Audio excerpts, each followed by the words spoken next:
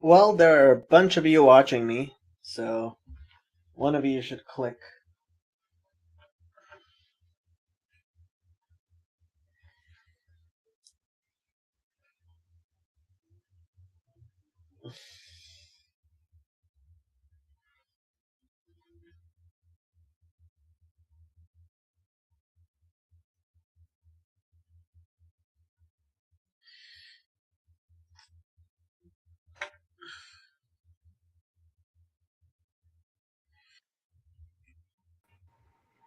Jason Schweitzer! What's up, man? How's it going?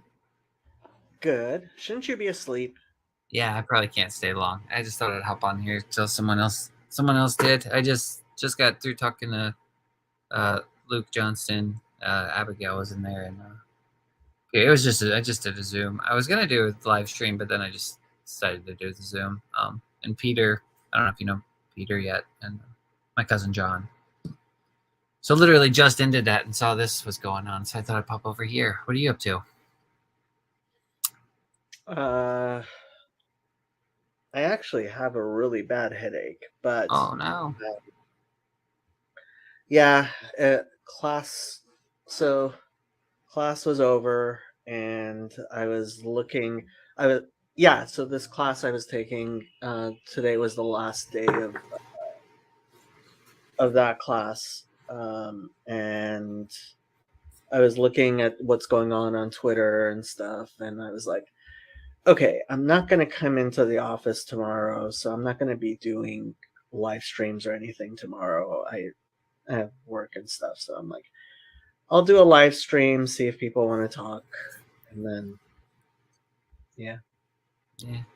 Well, congratulations on being done with school, at least for the time. Well, some of it, yeah. I mean, the ultimately, I'm actually. I mean, we'll see, but like, I probably should have just applied for the master's degree to begin with and stuff. But I don't know. We'll see. We'll see what happens. Yeah. What were you discussing? Uh, gosh, it was all over. Well, we just were kind of.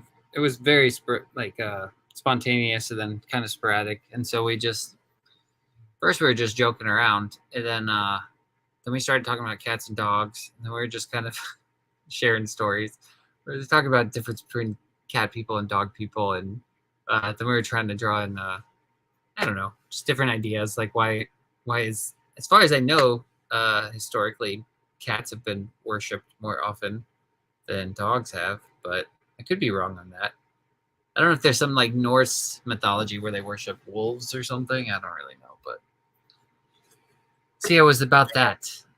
No idea which Yeah, one has been worshipped more. But like the thing with cats is they're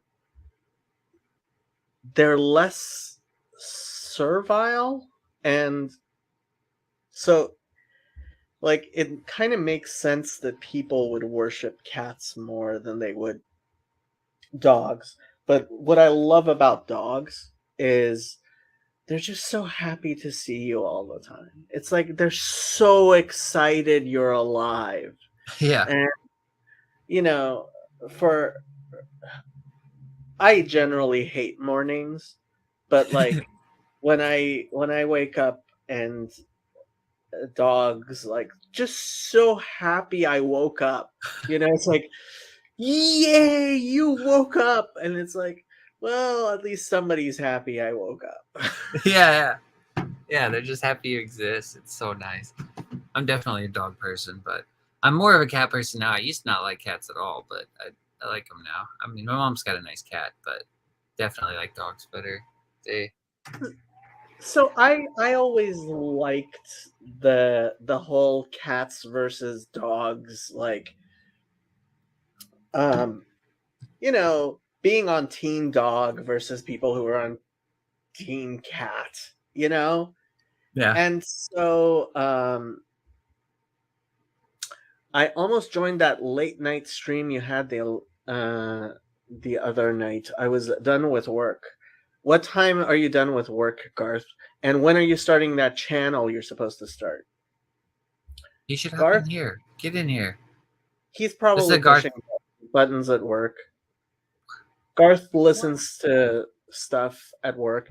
Garth Oh, has a lot of interesting, like he's a very insightful person, and so I try to signal boost Garth as much as I can, but like he rarely comes on. Um, Midnight CST. Uh, so when is that? Like in Central an Standard Time. Yeah, and oh wait, no, it's 11 here, so it's 10 there, so probably 2 hours from now. 2 hours. Yeah. I thought you lived in Minnesota. Minnesota's central. Who, me or him? No, Garth. Garth. Oh, I I think met it. him in Yeah, I think it Minneapolis. would be. Okay. I So think. he's building this whole computer thing in order to, and it's like just start a channel. Although his video, like I told him to buy a camera because his camera was really bad. Yeah. Huh. Yeah. Yeah. Some people need to get some mics too. Most of the time, I can hear people okay, but oh yeah, I watched the Noahide video, and his mic was kind of hard to hear sometimes. That was a little, but Oh, uh, Ryan. Yeah, yeah, yeah. Well, I mean, he's that was the first time he's ever been on something like this. yeah, yeah. I mean, I don't have a mic. Like it's just I don't know why. Sometimes it's harder to understand people. I guess just the different computers or something, the built-in mics, or I don't know. But Well, so Ryan, I believe he knows Korean, and like if he starts a Korean Noahide channel, that's like going to be really really popular. I think it's maybe. a, so it'd be one of a kind, right? He'd have a Yeah. monopoly Well, on it. it's weird. Like the Noahide channels aren't very big. Like even Tanakh Talk, which is the biggest Noahide channel, like I think it only has as many subscribers, and like everybody's heard of Rabbi Tovia Singer. Like even I think you've heard of him, but he well, first of all, he's far more popular among Christians than he is among Jews. Like Jews have not heard of Tovia Singer. That's the funny part. But yeah, even like I think a lot of people watch his channel, watch like Tanakh Talk, and never subscribe because like they can't bring themselves to subscribe to that channel. You know what I mean? Yeah. Well, why would they? Well, you mean like so? Who would have a problem subscribing to it though? Like Christians or Yeah, yeah. really? It's a very so that's the like it's not a very anti-Christian channel, but it's an obviously anti-Christian channel. It's like it's it, so it started with so Rabbi Singer started as an counter missionary, and Okay. that's how he became famous, was like refuting Christianity. And a lot of the people who watch that channel are there for refutations of Christianity. And even Rabbi Skobach, who's like not as like vociferously anti-Christianity as Rabbi Singer is, he actually he's been doing a series, he's been doing a commentary on the New Testament, and he's been doing it That's for like interesting. 6 years every week. That's cool. Yeah, it's like I've listened to all of it. It's like 50 hours. Is it good? Yeah, I think it's great. I would like to hear you do that. Actually, that'd be fun. Well, Rabbi Skobach's done a much better one. I mean, I think kind like he goes through a lot of stuff. Max says a friend of mine attended Chabad while living in Seoul for military deployment. Says there's huge potential for a Noahide movement there. Yeah, I think so as Wow. well. It's okay. Christian apologetics are everywhere. It's part of the game. Yeah, that's the thing. So, Rabbi Skobach, I mean, yeah, it's really interesting stuff, and I highly recommend his commentary. He he's doing Revelations now. This week, like Revelation 6 came out. Dang, that'd be Yeah. interesting. Yeah. So he's basically he's just been going through. They just did Matthew, and then they skipped the other gospels, and then they're gonna go back because he thought it would be repetitive. So Mhm. they and he started doing the epistles and stuff, and he did Hebrews. I point a lot of people to his commentary on Hebrews. I think you may have pointed me to that one. I think I did listen to that actually. I think I listened to that whole thing going on Hebrews. I like Rabbi Skobach. Yeah. I agree with a lot of stuff that he says, and I think he's very insightful. I like him a little bit better than um, I like him a little bit better than Tovia Singer because I don't think he's as inflammatory. And Rabbi Malot, actually, he watches some of my streams, and he's on my Discord server, even though he doesn't do Discord very much. And his Parsha stuff on Tanakh Talk is really good. I've been linking that. I think I sent you his. That I think you tagged me in a Discord, right? One of his things. Yeah, I think so. I think Yeah. so. That Rabbi Malot, his Parsha stuff. He actually like he prepares for it a lot, and It yeah. sounded like it. Was that was the one with he was talking about Jacob and Esau and Leah and Rachel and Right. things like that. Yeah. Yeah. Yeah. Okay. Yeah. Yeah. And Yeah, that was cool. I saw that, and you love Jacob and Esau so much that I was like, okay, I have to Yeah. send this to Jason. Yeah, it was Rabbi good. Malak, I'm hoping. I mean, he doesn't have a lot of time, and I haven't really asked him to come on my channel. I think I kind of did. I didn't. I don't know. Um, yeah, he would be good. He would be good. But yeah, so he's one of the rabbis on Tanakh Talk, Rabbi Malak. That's where I found him. Okay. Cool. Yeah, Yeah, he should so get on Tanakh here. Talk, he should. So Tanakh Talk is the biggest Noahide channel, and a lot, I would say a majority of the people there who watch it for kind of like refutation of Christianity. Why is the so why is there like a weird animosity towards Christianity from the Noahide movement? Is it just because a lot of them have come out of Christianity and okay. Almost all of them are ex-Christians, Okay. and a lot of them are were fundamentalist, and when they like left their church, a lot of them, they so there's a Facebook group they have, and it's basically a support network where like everybody's like, yeah, I think I'm a Noahide. I can't. I don't know how to tell my husband. I don't know how to tell my family. And like I just got kicked out of church, or I just lost my job, or I just because I don't believe in Jesus anymore. And so there's yeah, and a lot of the people.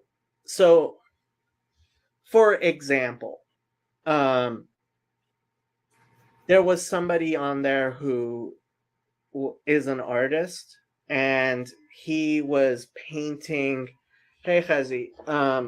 He was painting murals at a Eastern Orthodox um, at an Eastern Orthodox church, and he posted that yeah, now he's a Noahide and he wouldn't take the job anymore, but like it's his job and he has a contract and he's just going to finish the contract, and he feels bad about it. It was basically like he was talking about because he was thinking it's idolatry and stuff like that.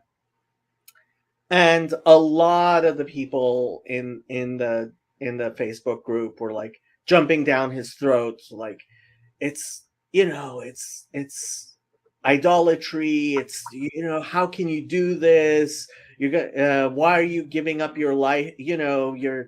Why are you giving up your afterlife for that? And they were really being, and it was completely inappropriate. It was completely inappropriate, and it's not like the rabbis were saying anything like that. And I told him, look, um, I actually think you should talk to a rabbi and ask. And frankly, I don't think he was doing anything. It's two-dimensional images in a Eastern Orthodox church where they believe in a monarchical trinity, and they I mean, I obviously I can't poskin. I'm not somebody who's qualified to poskin, make decisions in Jewish law, but um, and the Eastern Orthodox don't make icons of the Father and stuff. So, given all that, I don't see why, as a Noahide, he like what he was doing should be considered forbidden. And frankly, I think he could, if he asked an actual posek, a rabbinic dezizer, the rabbi would probably tell him it's fine, right? But a lot of the people, like, people were just jumping down his throat, and it's like, because Christianity is idolatry, and frankly, like, I can't imagine Rabbi Tovia Singer answering him the same way publicly as I think he would privately. Like, I'm pretty sure Rabbi Shulman, if he were to ask Rabbi Shulman privately what's called a shaila, a halachic question, I would be very, very surprised if Rabbi Shulman were to say to him, "You should like give up your livelihood and actually have to pay back the money from his hey Sam, pay back the money from his from this contract," right? Which would cause serious hardship in order not to finish painting some icon, like a mural at an Eastern Orthodox church.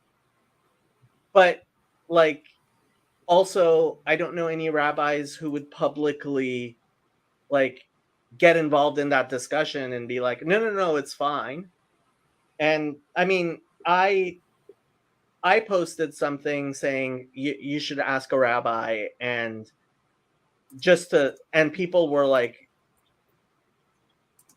jumping down my throat, like, why, what does he need to ask a rabbi for? It's idolatry, and it's like, no, this is not how the halachic process works. And I mean, this was another thing. Like, there's this other Noahide channel, which she seems like a very, very nice person in Australia, and she has a Noahide channel, and she seems like an extremely nice person. Extremely nice person. How nice? And what? How nice? I'm confused. How nice is this person? Extremely nice person. Just checking. Yeah. But like, listening to her content, it seems that like she's gotten involved in some weirdly partisan, I would call it, like, within Orthodox Judaism, we have lots of, people call it flavors or streams or whatever, right? And you could call it kind of like denominations, but and maybe denomination would be correct, even though in the Jewish thing, like, Orthodox Judaism is supposedly its own denomination. And she doesn't really seem to know the halachic process very well. I emailed her, and I invited her to come to my on my channel, but I also kind of like, I'm guessing she probably won't, because she's become weirdly partisan, which is funny because she's become weirdly partisan with Chabad, which is where I'm partisan at. It's like if there's an Orthodox flavor that I am partisan towards, it's Chabad. And yeah, it's just sad seeing Noahides get sucked into like the things that I don't like about Orthodox Judaism. You know what I mean? I know exactly what you mean. I'm right there with you. All those things. It's Orthodox Judaism. All those things you don't like. I don't know what those are. Well, the weird part, the partisanship, like Yeah. there's a lot of people who don't really understand the halachic process as well as the rabbis would like. And a lot of people think that just because you're an Orthodox Jew, you're and wearing the garb, you're necessarily like, there are plenty of Hasidim who like they're as uninformed about Orthodox Judaism as any pews going Christian who has no effing clue about the Trinity. But people expect like anybody who's dressed like a chassid to be like some learned rabbi, and plenty of them just are not at all. Anyway, Sam. Sam, Wants it's nice to to talk meet about- you. I don't think I've ever really Hey, Jason. formally Yeah, met you before. Nice to meet you too. I think I've seen you on, or at least seen your face on Twitter thumbnails of Jacob's live streams. Oh yeah. Yeah, I've kind of hit or miss. I've been around the Discord, but I don't interact with it too much anymore. But yeah, I've seen you on a lot of stuff though. Jason is very, very, very knowledgeable about the Bible. Like he knows his Bible how I wish I knew my Bible. Really? Oh man. Yeah. No. High compliment. You actually know, like. Don't put me up that high. Now I only got one. I can only go down from there. Know everything about the Bible. Oh my gosh. Well, it's kind of funny because for me, like what I know about the Bible comes from kind of this map that Judaism gives you about the Bible. Mm-hmm. And like the map is not the territory, right? And so a lot of times when I'm talking to you, Jason, I feel like I have a view from somebody who kind of like flew over it. Hey, Rabbi Malat is here. We were There just he talking is. His ears are burning.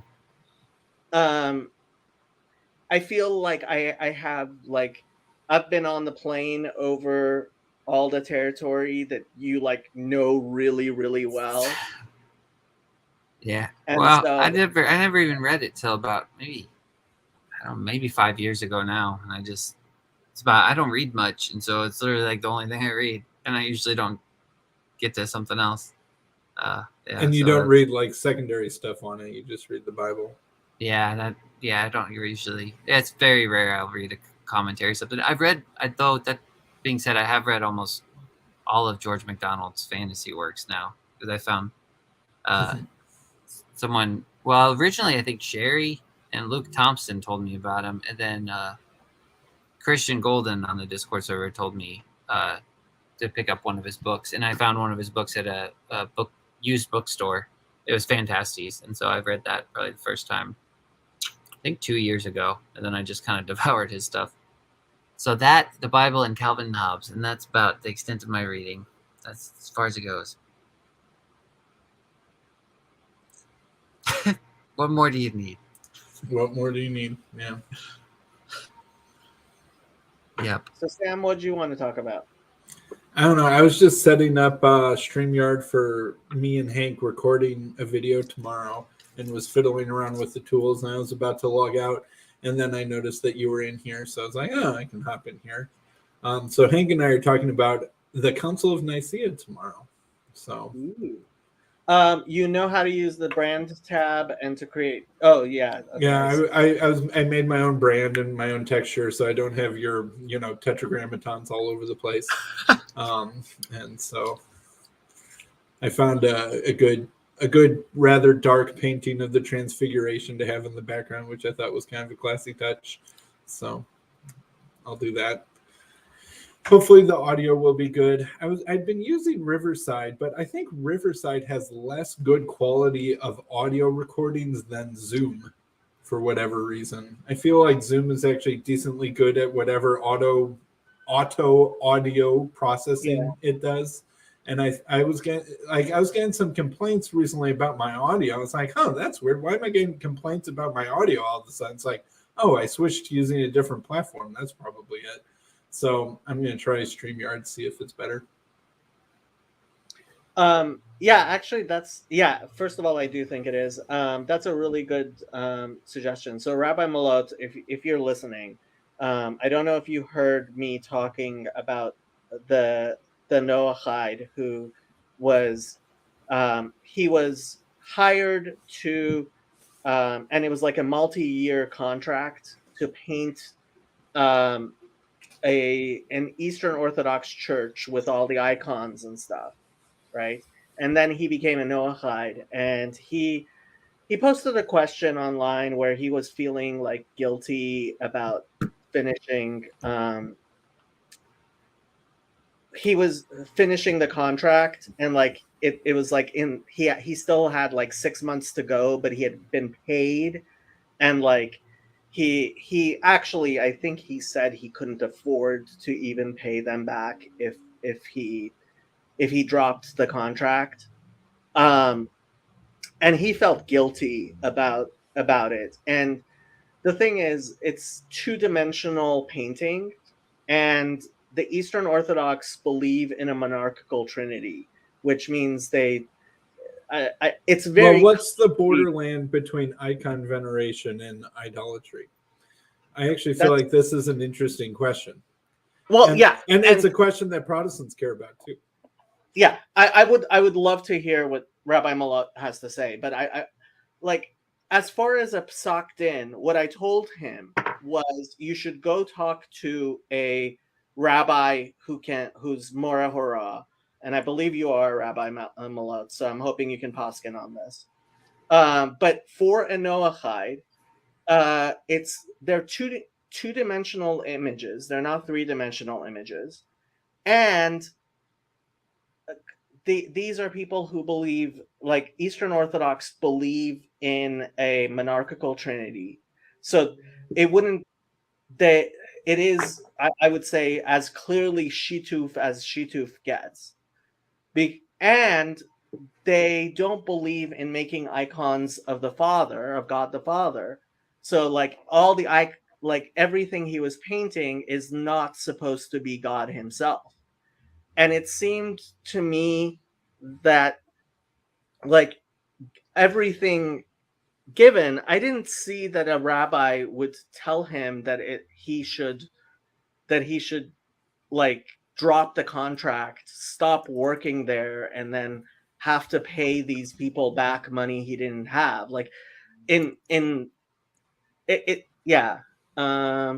So Rabbi Malot says, I am not equipped to paskin on this, to be honest. My study in the laws of for Noahide is still in a very formative stage. I believe you are correct that there is what to rely on, but certainly not ideal. Okay, so you shall not make for yourself a carved image. Yeah, that's and the do you thing. know what the Greek word for image is? Icon. Icon. Well, that's and the thing was, like, even if we're not talking about a Noahide, honestly, like, a Jew who was in such a situation and came and asked, like, it seems to me like even for a Jewish Uman, like, yeah, better not, but I'm not sure that it would be considered, like, at best we're looking at Avak, Avodah Zarah. And I remember, so Rabbi Tauber, who's a posek here in Los Angeles, I remember there was a case where there was somebody who asked him a shaila who was an antiques dealer, and the antiques dealer had bought a bunch of stuff, and one of the things that he had bought was a 15th century chalice from a Catholic church that was used for communion. And so Rabbi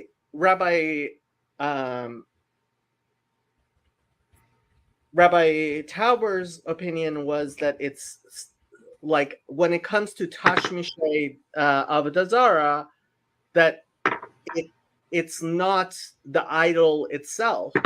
And that's when I had to explain to him transubstantiation, because he had never heard of that. And so like I explained and I'm like, well, the chalice itself, like supposedly it was including the blood of Jesus, right?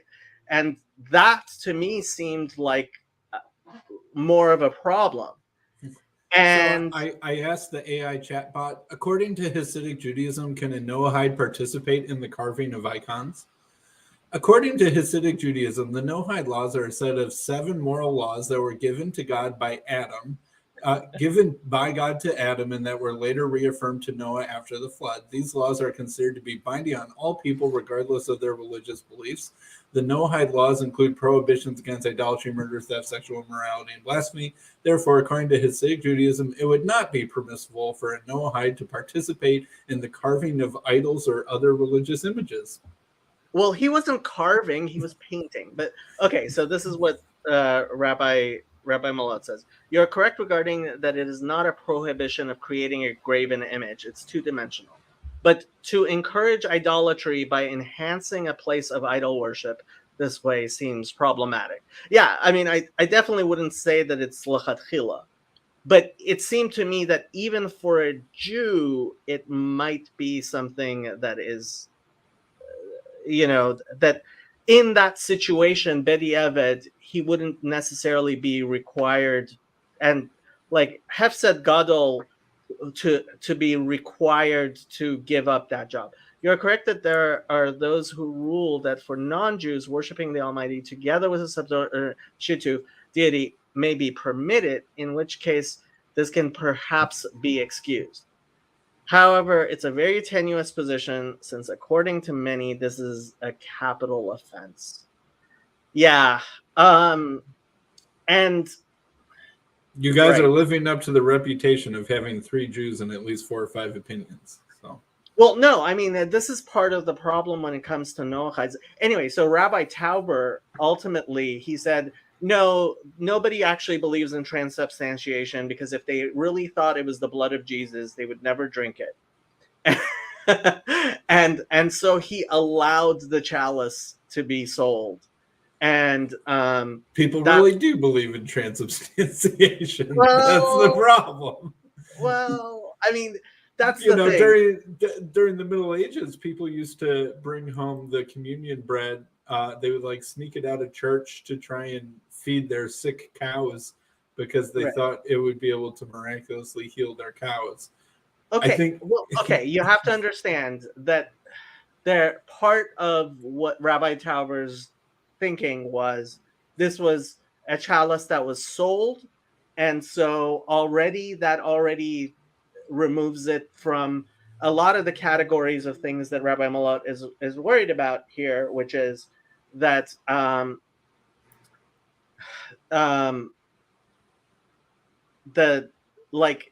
you're not encouraging ongoing idolatry, right?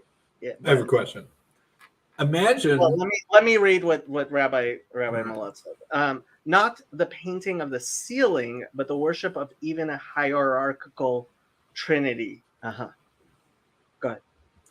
So imagine I know a biblical Unitarian church plant that, because they are trying to do things on the cheap, is renting space from a synagogue in, I won't say where. It's not going to be an Orthodox synagogue, that's for sure. Although I'm not sure. I think it might be conservative, but not Orthodox. Not Reform. Well, I mean, and this is Chicago. It's not Chicago. Oh, it's Somewhere not. else. Well, renting space to a Unitarian Christian, I'm not sure that's a problem. I don't know if that's a So problem. I am giving a presentation to this same church on Saturday, which is not quite tomorrow, day after tomorrow, about the Eucharist. And so I wouldn't quite say I believe in transubstantiation, but I'm closer than many Protestants and sort of have an idea that it is in fact a sacrifice of Jesus to God, right? And so how would a Jewish synagogue feel about this happening on Sundays when they're not around An in their Orthodox building? synagogue?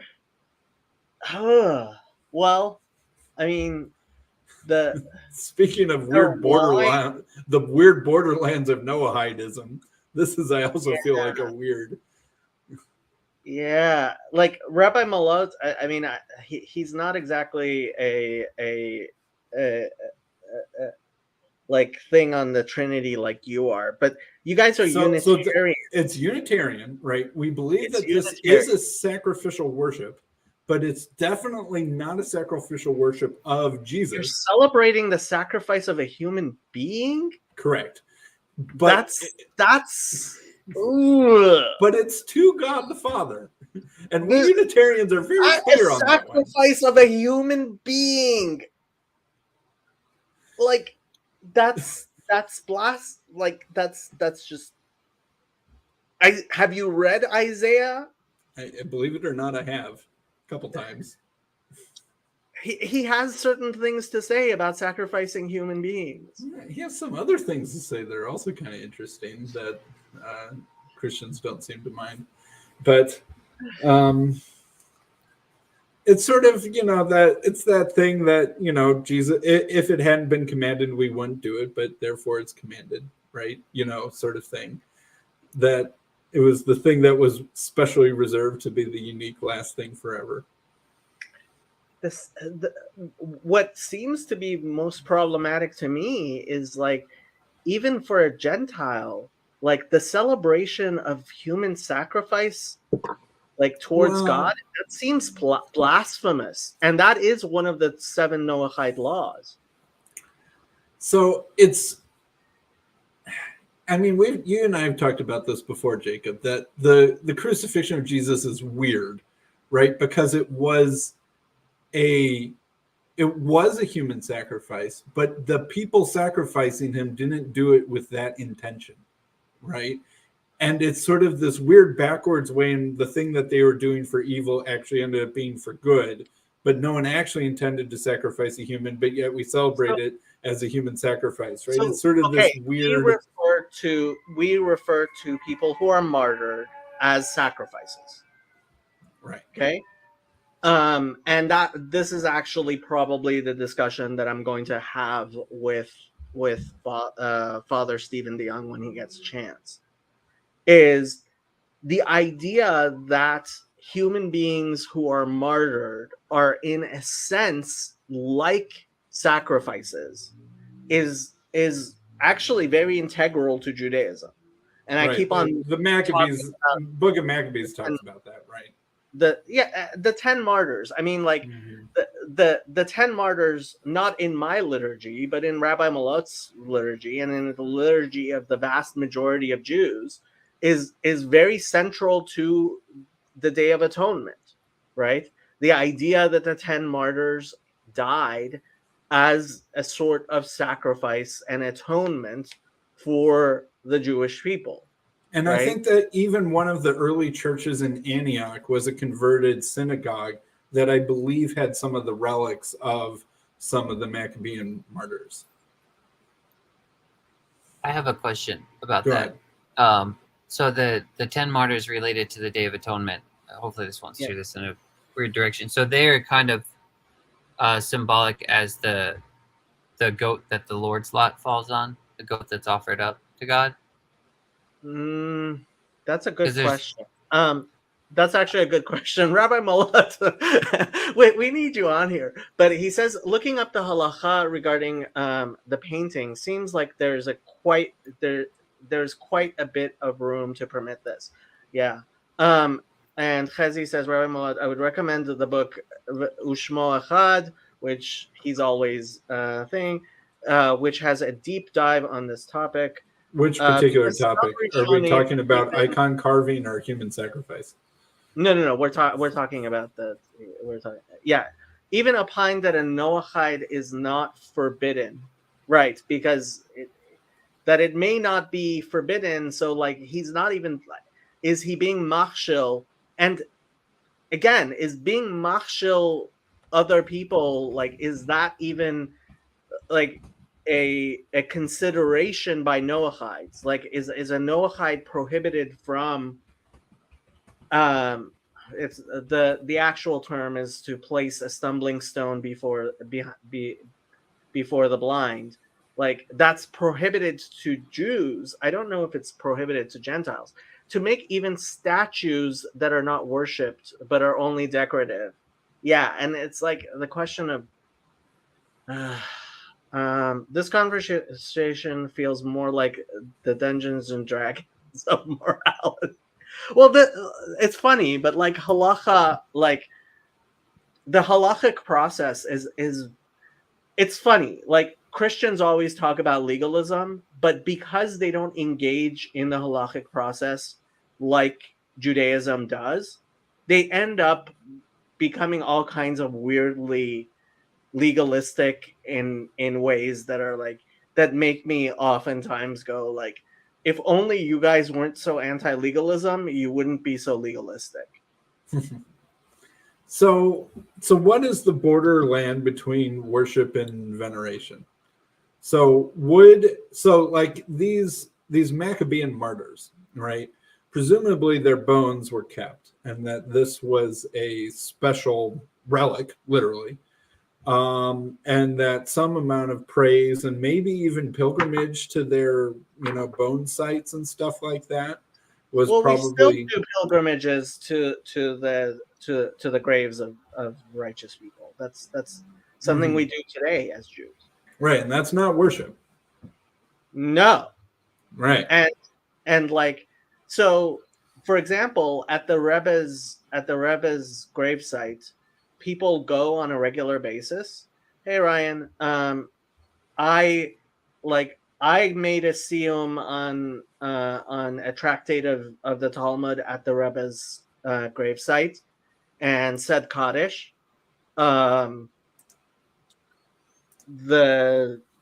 Which, like, I mean, I think that's obviously like, and people go there and say prayers to God and ask for the intercession of the Rebbe and his father-in-law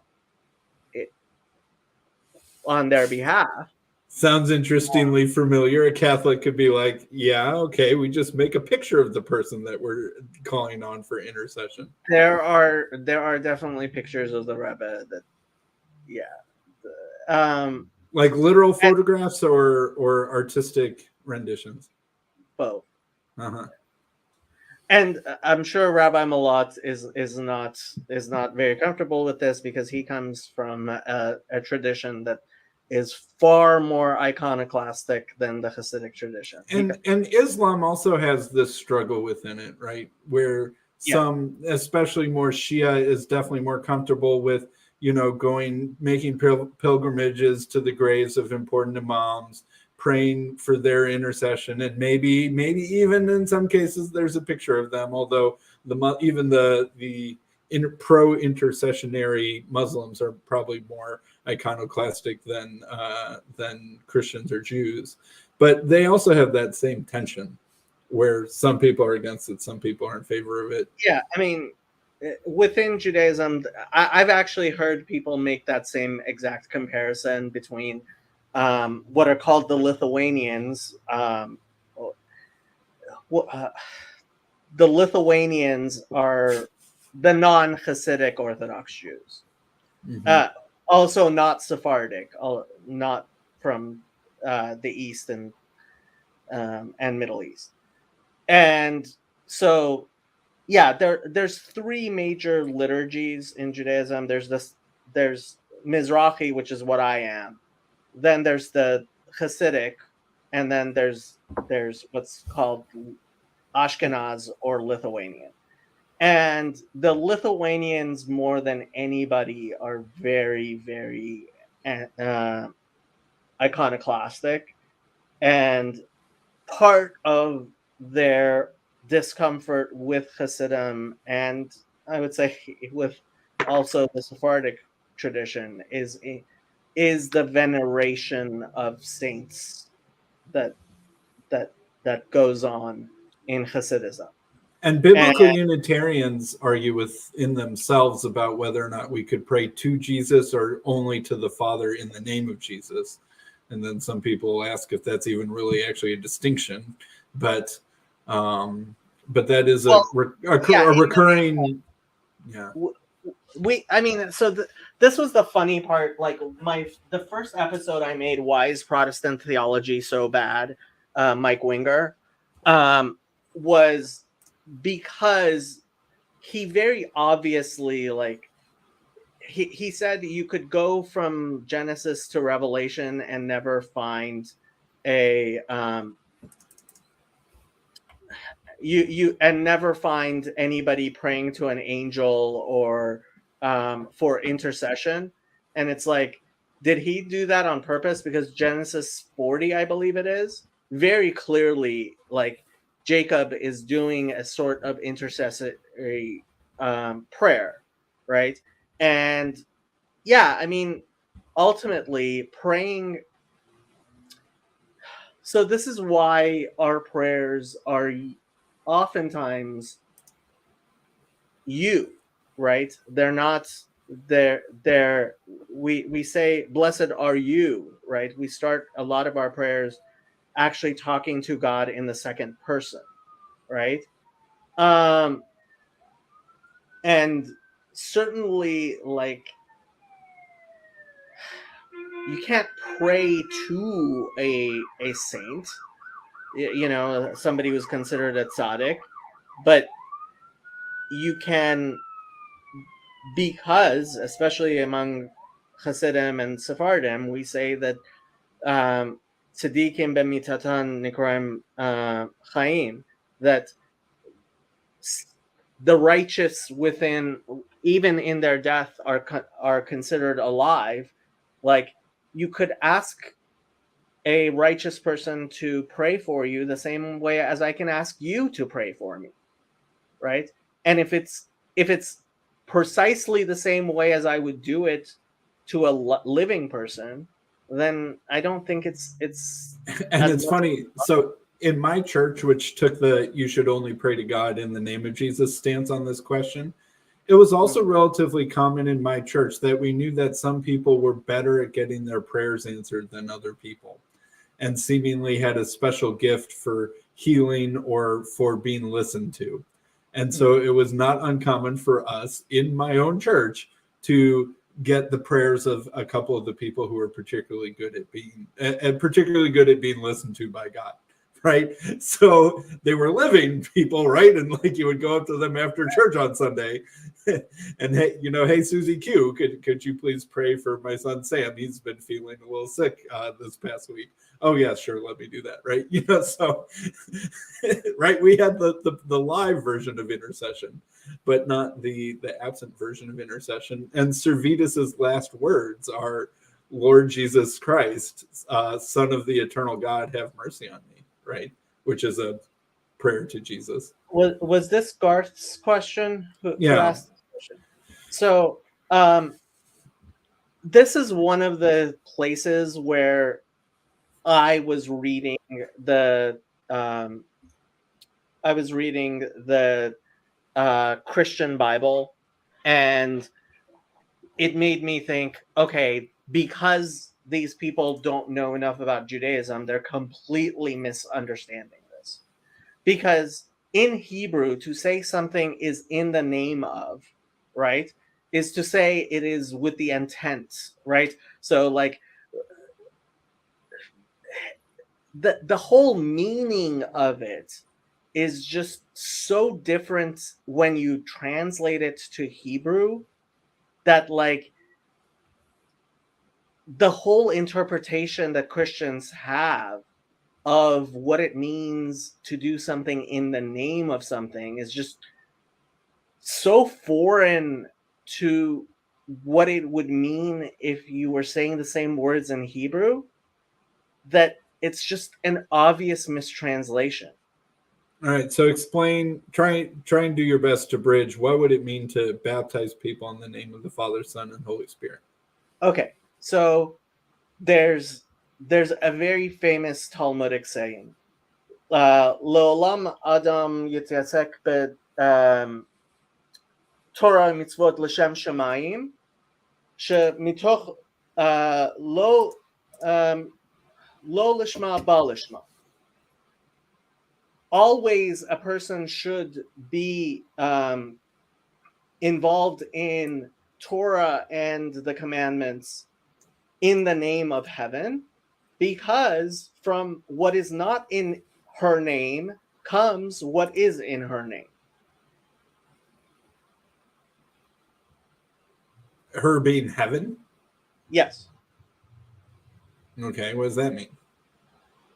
It means a person should always do things with the wrong intent, because from having the wrong intent, they eventually will have the correct intent. Can't hear you, Jason. Sorry, I said this reminds me of the George Costanza Seinfeld thing where he purposely does the opposite of what he would do. So that way it always works out for his favor. Because he realizes everything he does is always to his detriment. Maybe it's not really. By the way, hello, Craig. Nice having you. Thanks for having me. I'm a friend of Jason's. He told me he was on here, and I joined it this hour against my better judgment. But thanks for having me. Craig actually had a question for you that he wanted me to ask Tuesday, but I didn't see it till we were done. But did I clarify the in the name of at all? So like, to do something in the name of something is to do it with an intent, right? And like, yeah, the same thing that Jesus was doing. Yeah. I mean, the whole idea that like, if you baptize, so like when you go to the mikvah, right, and you baptize yourself, right? People don't baptize each other. You just go and you toivel, right? Like, so having Lashem, right? Having in the name of, having intentions when you do that is actually a common thing people have, right? So they go and they baptize themselves in the name of, like, all kinds of things. Like what? Repentance, for example. I'm baptizing myself in the name of repentance. Yeah, like it's with the intention of, right? And so it's the whole idea of like, so Sherry says, so a prophet who speaks in the name of the Lord. I don't even know if that's equivalent. Well, it does kind of mean with the authority of, right? Yeah, it really, I mean, it's talking about intentions. And it just, it's a way of saying things, about talking about things, right? You're allying yourself with the person who you're doing in the name of, right? Like when David is attacking Goliath, I'm fighting against you in the name of the Lord, right? It's sort of invoking his power, telling you the who's really boss and what you're doing it for and who you're doing it with. Let's do more. So Genesis 40. Maybe I should pull up Genesis 40.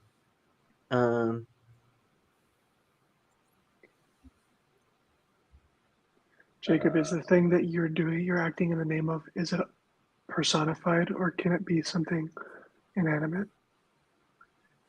Well, I mean, it's with the intention. We talk about in the name of heaven all the time, Lashem Shemayim, all the time. Like, yeah.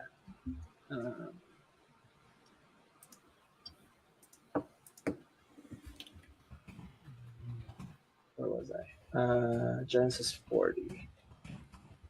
So,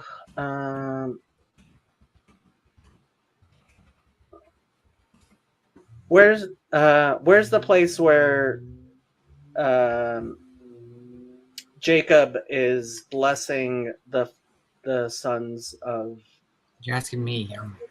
Yes. So I Or asked it's the later on. It's past 40, I think. 40. I asked the AI chatbot, in Orthodox Judaism, what does it mean to do something in the name of an entity? In Judaism, doing something in the name of an entity usually refers to carrying out an action or task in accordance with the principles and beliefs of that entity. This can involve performing a specific ritual or act of worship, or simply acting in a way that is consistent with the values and teachings of the entity in question. For example, a person might say they're doing something in the name of God if they're acting in a way that they believe is pleasing to God and in line with the teachings of the Jewish faith. So if you're baptizing someone in the name of the Father and the Son and the Holy Spirit, you're doing it in accordance and in alignment with all three of them. So it's Genesis 48. So 48:16. Okay. So 48:16. The angel who redeemed me from all evil should bless the lads and let my name be called on them, together with the name of my fathers, Abraham and Isaac. Like, so this is actually like where we get like blessing people in the names of the fathers and like, you know, so like if instead of the name of the Father, the Son, and the Holy Spirit, it said in the name of Abraham, Isaac, and Jacob, like it would be so Jewish, it would like fit into the Jewish liturgy normally. Mm-hmm. Because the book of Acts talks about people who baptized in the name of John the Baptist, right? Exactly. Yeah. So like the idea that this is Trinitarian, it's just bad translation for people who don't know Hebrew. Right, like a president could take a vow in the name of the Constitution and George Washington and Abraham Lincoln. Yeah, I get. Yeah, like it's that type of thing, and it's like it makes no sense to me that like Christians think of this as some sort of slam dunk for the Trinity. Yeah. So Craig, you had a question you wanted to ask. You know, this isn't the question, but I actually like your comment, Jason, about George Costanza.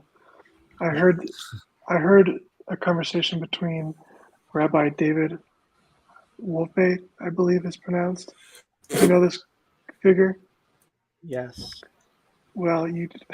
That sneeze was on point with that. Did I sneeze? Sorry, I thought I tried to mute myself, but then I was like already halfway into the sneeze, and I couldn't. I would not go to my nephew's bar mitzvah if he had it, if she had it at his synagogue. Thank God he got kicked out of his synagogue, so he's gone now. But so I don't know anything about the man. I was watching a conversation between him and someone named Eric Weinstein, and they made an interesting point. Or Eric was trying to make a point that Seinfeld was a brilliant way, you know, for a Jewish artist to kind of sublimate Jewish thematic ideas about purity culture and about, you know, deliberating about the rules of things. It was like just intensely and sublimely Jewish. Yeah, well, I was not happy when Eric decided to have David Wolpe on, but like, yeah, I mean, yeah, this kind of. So one of the things that Yosef, I was glad Yosef agrees with me on, and frankly, I think everybody who really has learned Talmud.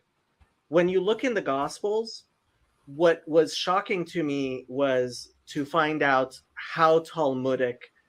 um, how Talmudic Jesus was.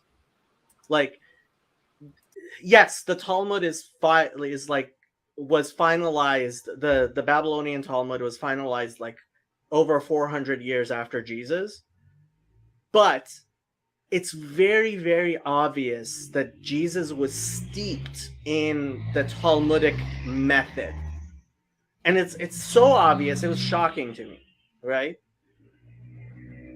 And similarly, it's like obvious that Paul of Tarsus was not. And like I asked Yosef, like, do you see this too? And he's like, yeah, I see it too. And I think a lot of people see it, which is like part of the funny thing that Christianity just never really got into that hermeneutics that, and I guess part of it is just because Paul does it so badly. It's yeah, it like Jesus is very, very Jewish, and that was the most surprising thing to me. Like, he's Jewish not as in, oh, he was born to a Jewish family. He's Jewish as in he's Jewish, right? Like, he's steeped in rabbinic culture. And when he speaks, like, once you get rid of what I call the crayon, right? It's like, is there a sect Jesus didn't interact with? Well, I mean, the part of the weird thing is, like, when you look at what the Gospels, like, there are parts in the Gospels where they obviously have the parties mixed up. So for example, the healing debate, like, we know what the healing debate between the Pharisees and the Sadducees was. And it's very clear who was on the side of healing on the Sabbath. The Pharisees. Like, the Sadducees thought it was what you call it? It was desecrating the Sabbath, and the Pharisees, like, we still to this day have in our liturgy like things talking about the importance of like desecrating the Sabbath to heal people, right? It was such an active debate before Jesus and even after Jesus that well, Chezi thinks, yeah, apparently Rabbi Emden adds Paul to the mix, and Father Stephen DeYoung is trying to convince me that like Paul is also misunderstood. I think Eisenman's arguments are better, but back to what I was saying. Break down the crayon for us. I've never heard that before. Say that again? I said, break down the crayon for us. I've never heard that before. Okay, so for example, I think it's Mark or Luke, right? It says, like, Jesus says, it is what comes out of your mouth, not what goes in it, that defiles you. And the crayon says, and in a lot of translations it has it in parentheses, and in so doing he made all foods clean. And it's like, yeah, no. Like, is that an added commentary, I guess? Because I don't think I have that. No. It's in the text itself in the Gospels. Really? Yeah. Is it in one of the epistles or the actual gospel? Because No, I don't this remember is the reading gospel. that. Huh. Oh, thus purifying all foods. That's what it is. Okay, yeah. Okay, I know what you're talking about. Yeah. Whatever enters the body enters the stomach and is eliminated as purifying all foods. Okay. Yeah, I think that's Mark. Mark 7:19. Right? So this is dubious in your eyes. Oh, it's obviously like, because when you take that out, when you take the crayon out, it's like what he's saying is no thank you, is non-controversial in Judaism at all. Like Jesus is saying something completely uncontroversial, which the crayon turns into something which is so completely abhorrent to Judaism that like it's if Jesus had actually said what the crayon says as opposed to what he did say, then I would be like, yeah, Jesus was a heretic. Case case closed. But it's the crayon, it's those additional things that are added all over the place into what Jesus says, which makes like, especially, and the Gospel of John is just full of it. But that's interesting because I actually never read that as Jesus even saying that you could eat whatever you want or eat things that aren't kosher. I always thought that was just kind of a weird way of saying like your food goes through like almost the refiner's fire through the belly, like it's processed, and that's just what I always read it as. But I mean, if you're actually paying attention to, I'm kind of happy you weren't listening, Rabbi Malott. You might have lost your temper with me, but the so obviously Peter, who in Acts has to have the vision to which even like that is controversial if it's like God actually telling him to eat not kosher food as opposed to symbolically telling him, you should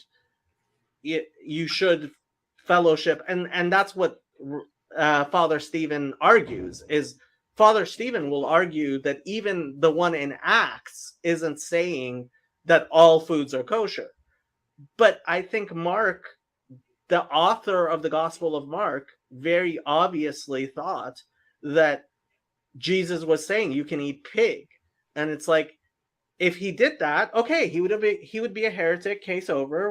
We don't need to have any more discussion. But this was the surprising part to me, was when you actually read, and I'm not the first person to say this. So there was a Rabbi Soloveitchik, not one of the famous Soloveitchiks. He was actually a nephew of I believe Reb Chaim Brisker. I believe is a nephew of, but he wrote a whole commentary in which he's like, yeah, the Christians have it all wrong, and it was printed, and supposedly it had an approbation from Rabbi Samson Raphael Hirsch, which would be a very big deal. I would love to see that approbation if it exists. And other people have.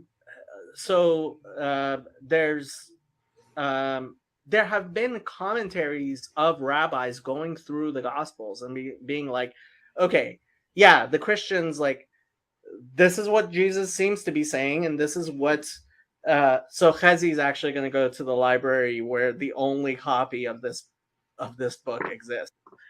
It's in Israel, but like,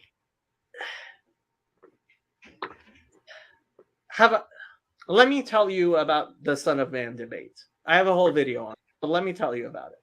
So, have you heard of the Peshitta? The Peshitta is the first translation of the Greek Bible, the New Testament, to a different language than Greek. And it was a translation from the Greek to the Aramaic, which leads to the obvious question everybody asks: how do you know that it's a translation of the Greek as opposed to the Greek being a translation of the Aramaic? Right? Obvious question. Well, I actually, the approbation, so apparently there was a Rabbi Soloveitchik, not one of the famous ones, who wrote a book he called Kol Kore, which is a commentary, like a rabbinic commentary on the Gospels, the Gospel of Matthew at least. And it's similar to Evan Bohan, which was another commentary that was actually by, I believe, a Rishon.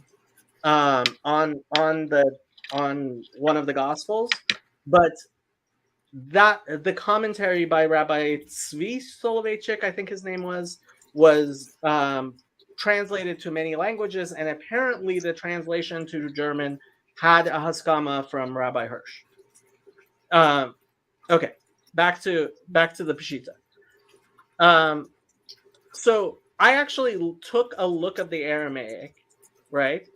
And it was very, very obvious that in order to preserve the meaning that Christians give to the words of Jesus, they had to, like, at least for the word Son of Man, like, instead of just translating it Son of Man, like, there's one place, and I have it in my video, where they translated Bare Din Denasha, which the best translation I can give is his son of that there man. In order to prevent people from understanding what Jesus was saying in a non-Christian way, they had to completely translate it in a very, very strange way into Aramaic. And like when I first saw this, I was kind of like, dude, like, how could you do something like that?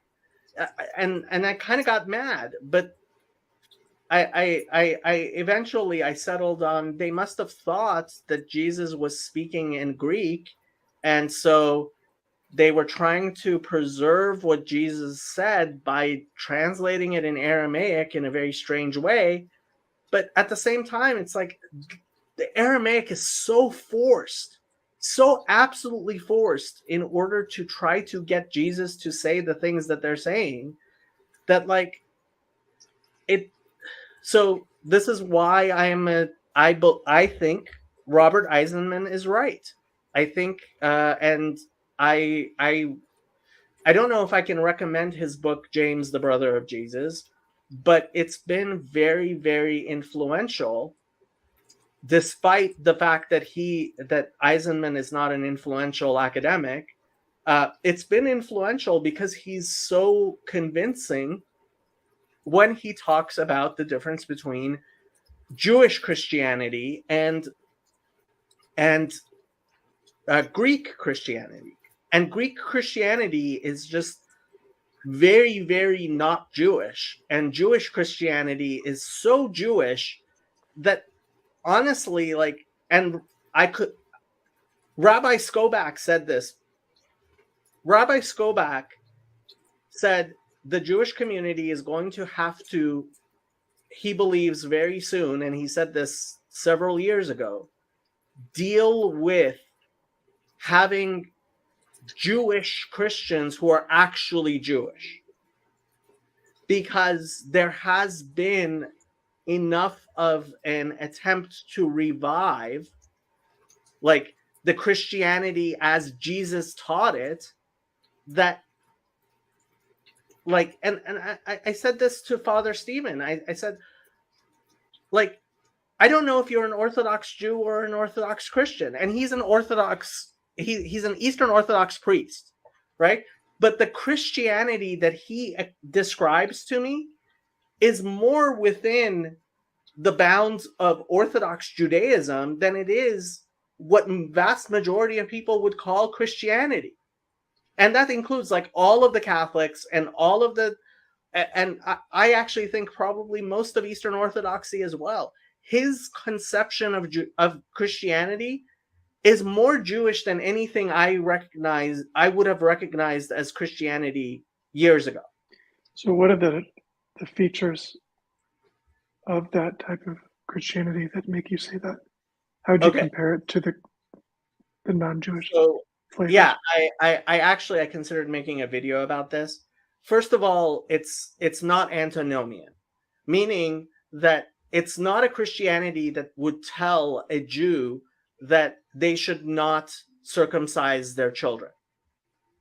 In fact, it's a Christianity that would tell Jews that they should continue to circumcise their children because of the way Father Stephen understands Acts 21. The way he understands it, no, Paul never preached that Jews should not circumcise their children, which is nothing that Christianity, like, if you were to say that 100 years ago, you would be a heretic in Christianity, right? So it's not antinomian. It's certainly not an egalitarian Trinity, and frankly, the idea of the Trinity that he talks about, like Bo Branson's description of an egalitarian Trinity, is so far closer to Jewish conceptions of God that I think vast majority of Christians don't recognize it at all. Does antinomian refer also to those purity code and food code? Well, no, Moses yeah, law? the food code. So Father Stephen would tell me that a Jewish Christian should not eat pork. But so antinomian includes Oh, that in as well. our understanding, right? If you're saying that the laws of Moses have been abridged, you're a heretic.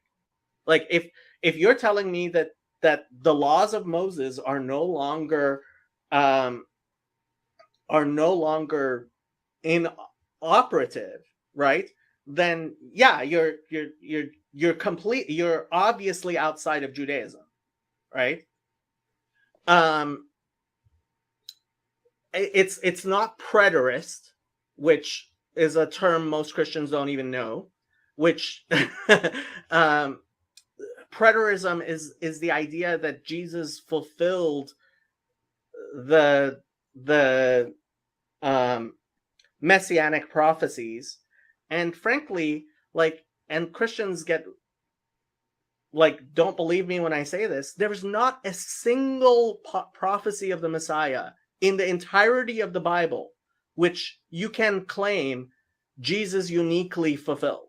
And I'm not even sure I have to use the word uniquely, but like certainly uniquely, like there's not one single claim, right? So like the idea, so if you're going to tell me you believe Jesus will be the Messiah for some inscrutable reason, that's one thing. But like the idea that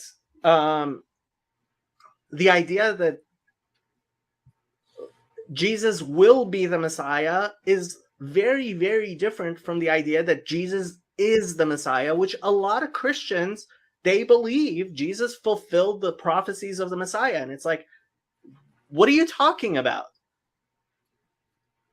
It's like, what are you talking about? Which prophecy of the Messiah are you talking about? I called my son out of Egypt? Well, So there's Stevens would say he was not. No. So Father Stephen certainly believes that Jesus is the Messiah, he would say, but he believes it in a not yet way, right? So he claims to be a Christian, and frankly, who am I to tell an Eastern Orthodox priest, and a very popular one at that, who teaches at Eastern Orthodox seminaries? It's not like he's like some fringe figure. He's an actual archpriest, right? So he's leveled up and taken a level in archpriest. But like ultimately, the Christianity that he describes is a very, very different Christianity than what Christianity has been for the past 2,000 years. And he's fine with that because he says, yeah, Christianity has not lived up to its promise for 2,000 years. And so, yeah. Well, it's kind of strange to me. I always find it kind of strange because the things you're even talking about, I think I would agree with that. But I'm like, I mean, that's what I mean. What do I know? I just read the Bible. Like, it's like they don't sound absurd to me. Like, even when you're talking about Acts 21, I never got the impression that Paul said, don't, or told the Jews to not circumcise their children. I feel like he said, that in Galatians, don't let the Jews compel you. If you're a Gentile, don't let the Jews force you to be circumcised. But other than that, I don't think that's what I mean. All these things that I guess Christianity's, I guess you could say, maybe gone off the rails with or something the past 2,000 years. I mean, I wasn't even around 100 years ago, so I don't know. But I'm just saying from reading the Bible as a whole text, I've never really walked away with those impressions like you're giving off. Like, this is what's called Paul within Judaism. It started with the new perspectives on Paul, and a lot of people started rereading their Christian Bible in a very different way. And like, for example, Paul circumcised Timothy, and who am I to tell Christians that they actually shouldn't reinterpret their religion so that it's actually back in Judaism? Like, I don't find the arguments of Paul within Judaism convincing. And I'm not the only one. Like, Paul within Judaism is a very, very controversial stance within Christianity.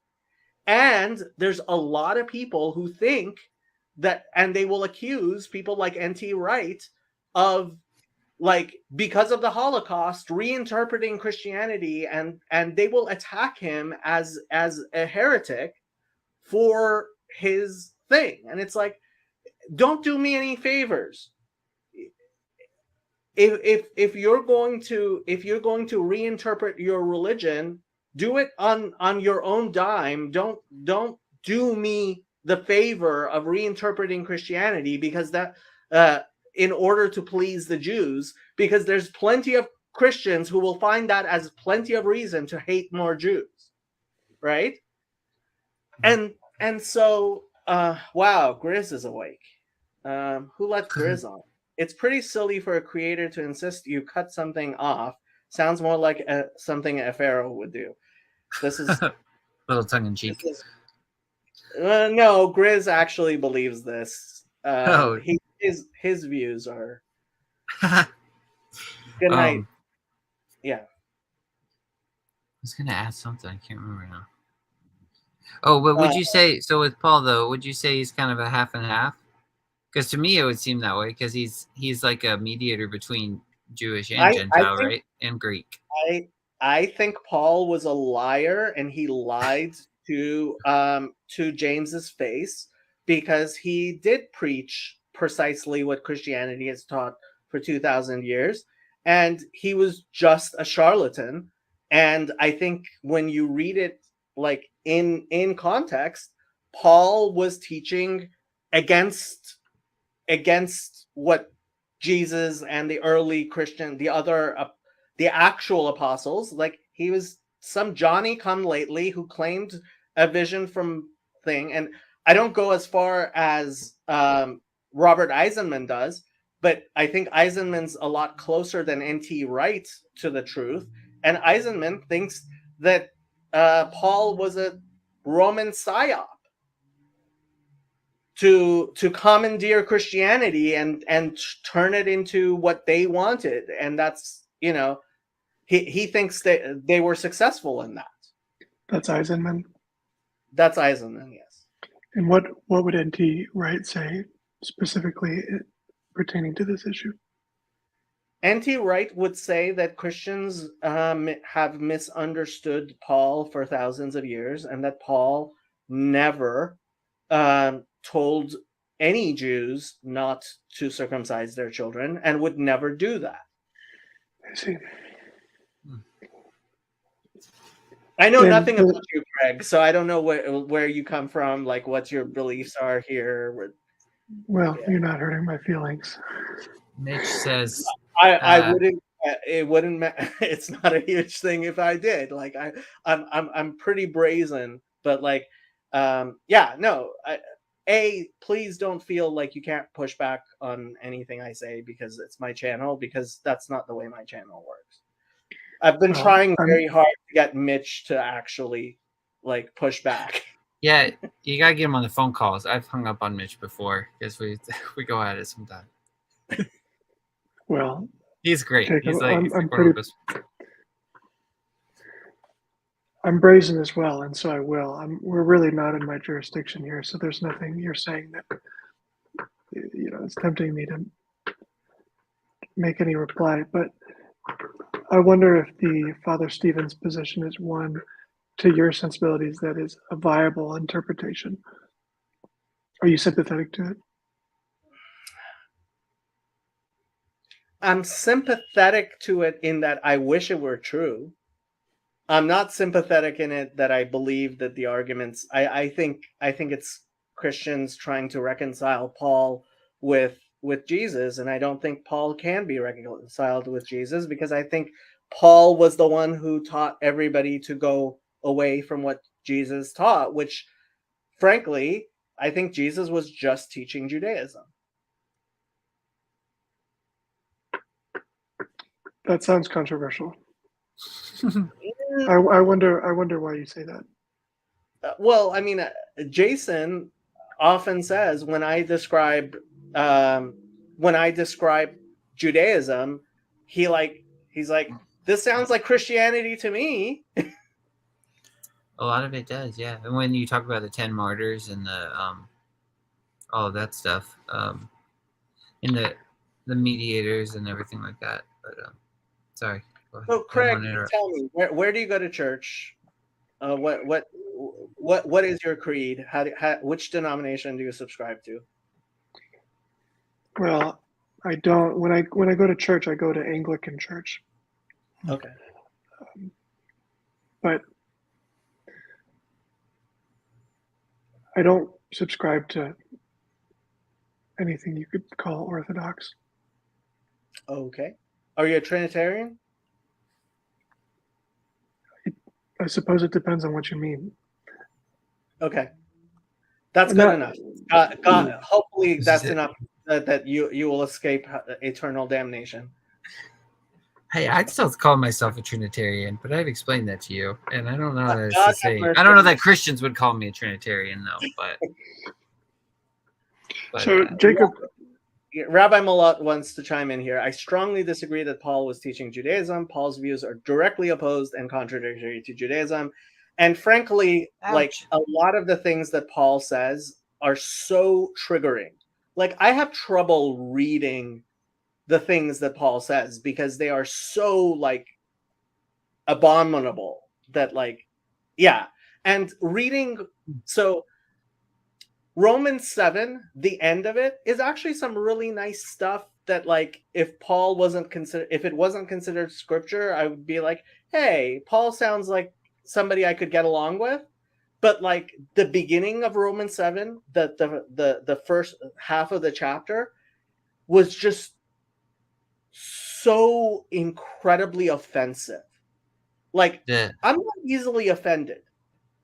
He's trying to like do Talmudic logic, and it's just so bad that it was just offensive.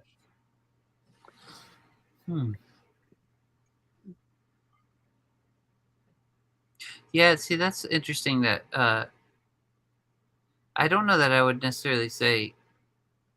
Rabbi Malott goes farther than I do. Wait. Paul's writings or those attributed to him are outright anti-Semitic. From what scholars believe is authentic Paul, I'm not sure I would say that, but certainly there are things attributed to him, which I would. I think there are especially places in like Second Thessalonians and stuff which are like really bad. But yes. Paul was Jewish, wasn't he? Like, I actually don't think so. Chaim Maccabee doesn't think so. There are people who in argue that there are. I mean, he may have claimed it. I personally like. If you're asking me, like, what the preponderance of the evidence I've seen so far, I think he was just a charlatan that saw an opportunity and took it. to hijack Christianity into this movement, and I think he was a thief, and that's why, like, so 1 Corinthians 9 is like it. I think it exposes Paul as being one of the worst human beings in human history. I do have a question. You have said before that Judaism does not seek to convert people.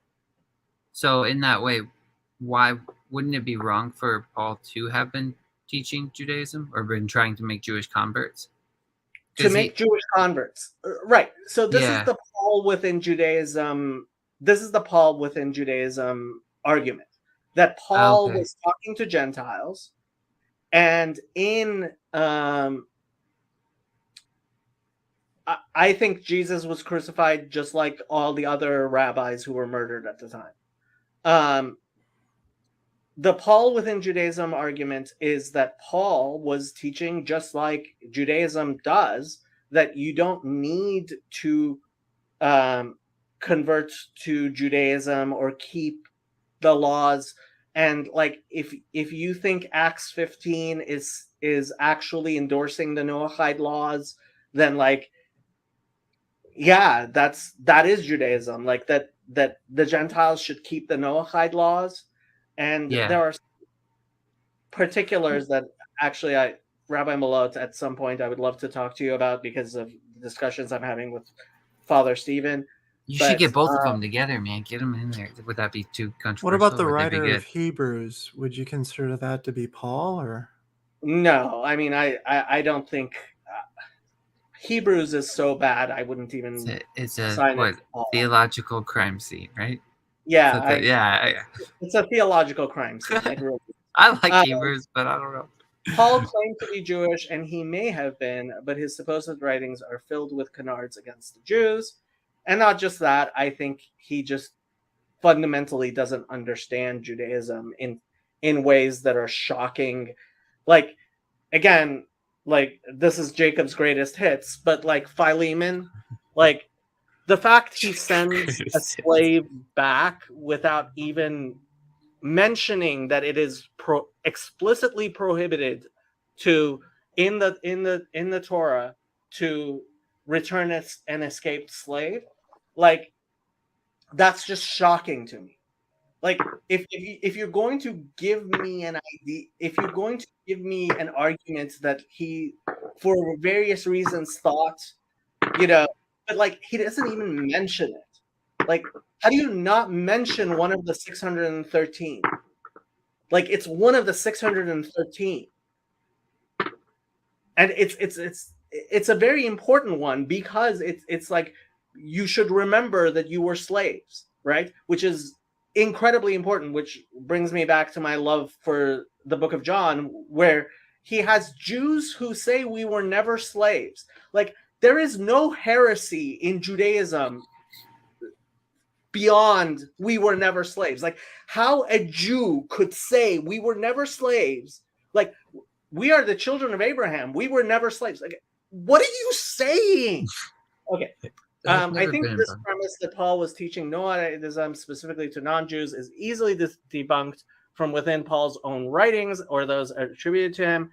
I would agree with you, but if Christians want to believe that, more power to you. Like, I am all for Christians believing in Paul within Judaism, but please don't do it on the account that the Jews, like, what really bothers me is that there are, especially among the Ortho Bros and traditional Catholics and among some Protestants who are like, oh, people like N.T. Wright are just saying this type of stuff because of the Holocaust, and they want to make friends with the Jews. And it's like, you're not doing me any favors. Well, I wanted to ask you, what's your view on Paul's discernment of the law and nobody being able to fulfill the law? Yeah, so Bart Ehrman has a pretty good, and yes, I realize Bart Ehrman is an atheist, but Bart Ehrman has a chazis here. Hello. And he's decided not to be tznius again. Uh, the Bart Ehrman, like he says, Jews never particularly thought it was extremely difficult to keep the law, and this is something. So I invited John Van Donk and a friend of his to Simchat Torah um, at my the Chabad house at my university, where I usually go to synagogue when I go to synagogue, if I go to synagogue, right? And he was just really, really shocked at the number of students who, in front of the rabbi, would take out their telephones and like take pictures and stuff, and like he was expecting the rabbi to like be yelling at them like, how could you do this, you're going to hell, right? And it's like, no, like it's not like the rabbis don't know that most of the students drove to the synagogue. It's not like most Orthodox rabbis don't know there are people in their synagogues who drive to synagogue, even though, yes, it is forbidden. But it's not like we believe they're going to hell because they drove. Like, I mean, yes, there are people who would be throwing stones, but it's not like that's in the United States a common thing, right, Chazi? Throwing stones in the United States or in Israel? In Are the you talking United about like? Are you talking about like fundamentalist like religious groups that throw stones on the We don't Shabbat? have fundamentalists in Judaism. Like, yes, we have extreme, like we have people who are extreme who throw stones on Shabbat and at cars, right? But Far and few between. You deal with that more specifically. You have some neighborhoods in Israel where you deal with that. Generally speaking, these are groups that are also um, very suspicious of the government in general, and the state of Israel. So they take the laws in Israel are more like a recommendation for them than like actually something that needs to be enforced. It's also very problematic in Israel specifically because the ultra Orthodox communities have tremendous amount of political power, and just in general as a group. Just to give an example, it's very difficult um, to manage them. An example would be there was a book written by a rabbi that had a more lenient understanding for some. please don't, please don't defend Slifkin on No, my no, channel. no, no, no, nothing to no, nothing to do with that. Just any book that they see as problematic. So they talk about getting it not letting anyone go into the bookstore, vandalizing the bookstore. So then the people complain. The police comes. The police comes. They flip the car and they burn it. And then the police says like, okay, we have a problem because there's optics right now. We can't send in policemen with knocking the heads of Jewish chassids because that basically looks like Germany again. So you end up in this issue where you really you have to go end up speaking to their rabbis to ask them to cool things down. So that is its own little problem, but I would say it's not the majority of religious Jews in Israel. I hope that answers your question, Jacob. Chazi and Jacob, such a dynamic duo. I do think though. Sorry, go ahead. If I didn't have a rabid Zionist like Chazi around, I would have to hire one, because I think people need to see that there is definitely a lot of there's a lot of diversity in the Jewish community in terms of what we think, and I actually think this is part of the problem with the Noahide community in general, is like they don't recognize how much tolerance is actually within Judaism. They don't really understand it like they should. That ultimately, while I call Chazi and Yosef rabid Zionists, like I would never. It would be a sin for me to say that he is like his food isn't kosher, or that type of stuff, and people don't understand that. Well, this is the famous line of Shammai and Hillel in the schools of thought that they were vehemently against each other and contradicted each other and had completely different outlooks of how one should be sanctifying themselves in their life. However, the Talmud makes sure to mention that their daughters of both houses would still marry. And that's because they still managed to reconcile those differences because they saw themselves as part of a larger tribe. But Jacob, this also relates to something that Rabbi Mullah was talking about over here, which is, and obviously it's problematic, that rabbis don't talk about this. But is shituf, or how would you define that in English, Jacob? Did you use something before? Well, it's partnership. I usually talk about the monarchical trinity. Before we go there, let me just read what Rabbi Malot said. You are describing extremist behavior that is disavowed by the mainstream Haredi Gadolim Torah sages. Yes, of course, we're talking about very, very fringe people who would do such things. Yes and no. By the way, Jacob, I just want to respond to that. There could be a lot more stern voices from those communities, completely, forbidding that kind of attitude. Education in the schools, the parents themselves. So yes, it's fringe. In Israel, it's a very political and powerful fringe, and it creates a lot of strife in the country. So I'm not coming down on the whole community.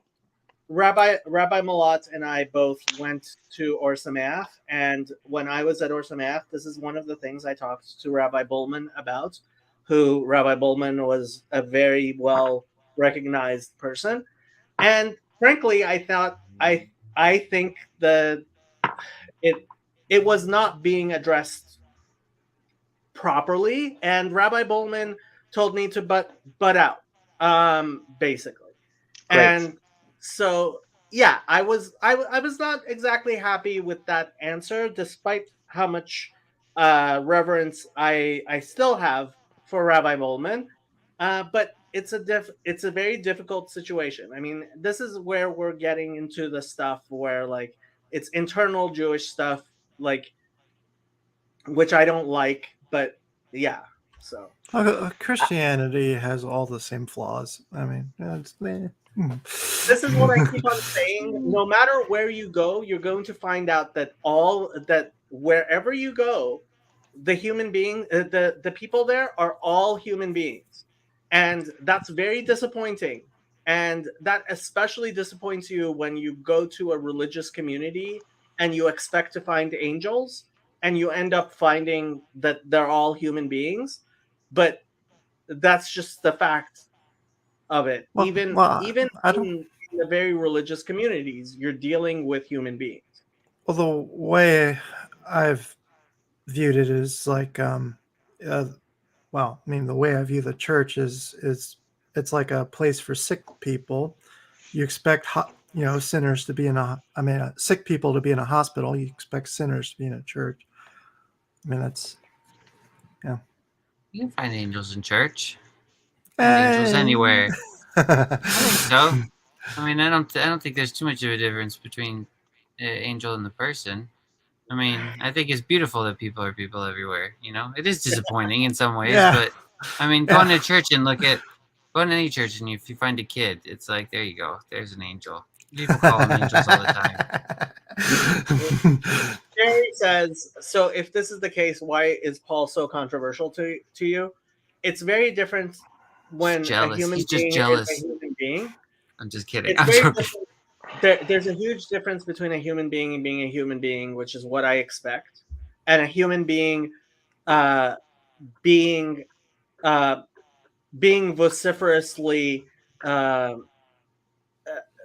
defending what is the indefensible. That I can't stand. Like, look, I am not in any way a perfect person. Like, I am not even like, but at the very least, I'm willing to admit that my sins are my sins, right?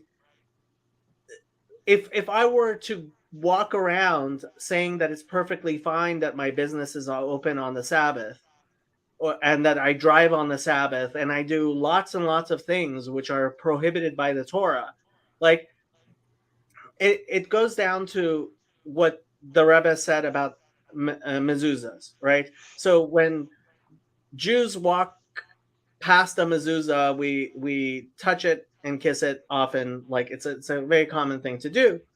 And parents will oftentimes like lift their kid up so the kid can also touch it, kiss it as he walks by. And so reform started in like schools, just putting the mezuzah down where the kid can reach it. And the Rebbe was like, no, you have that wrong. You teach the kid to reach up and understand that he can't reach the mezuzah, and that you need to, as opposed to lowering the mezuzah from where it should be. And that's what bothers me. But Paul admitted he was a sinner too. Fine. Then first of all, he shouldn't have been writing scripture, and I don't think he was. Like, I don't think even he thought he was writing scripture. And that's the funny thing. Like, he did. I think he did. I don't think he did. Go I ahead, think Fez. Jacob. Yeah. I think he believed he did, at least.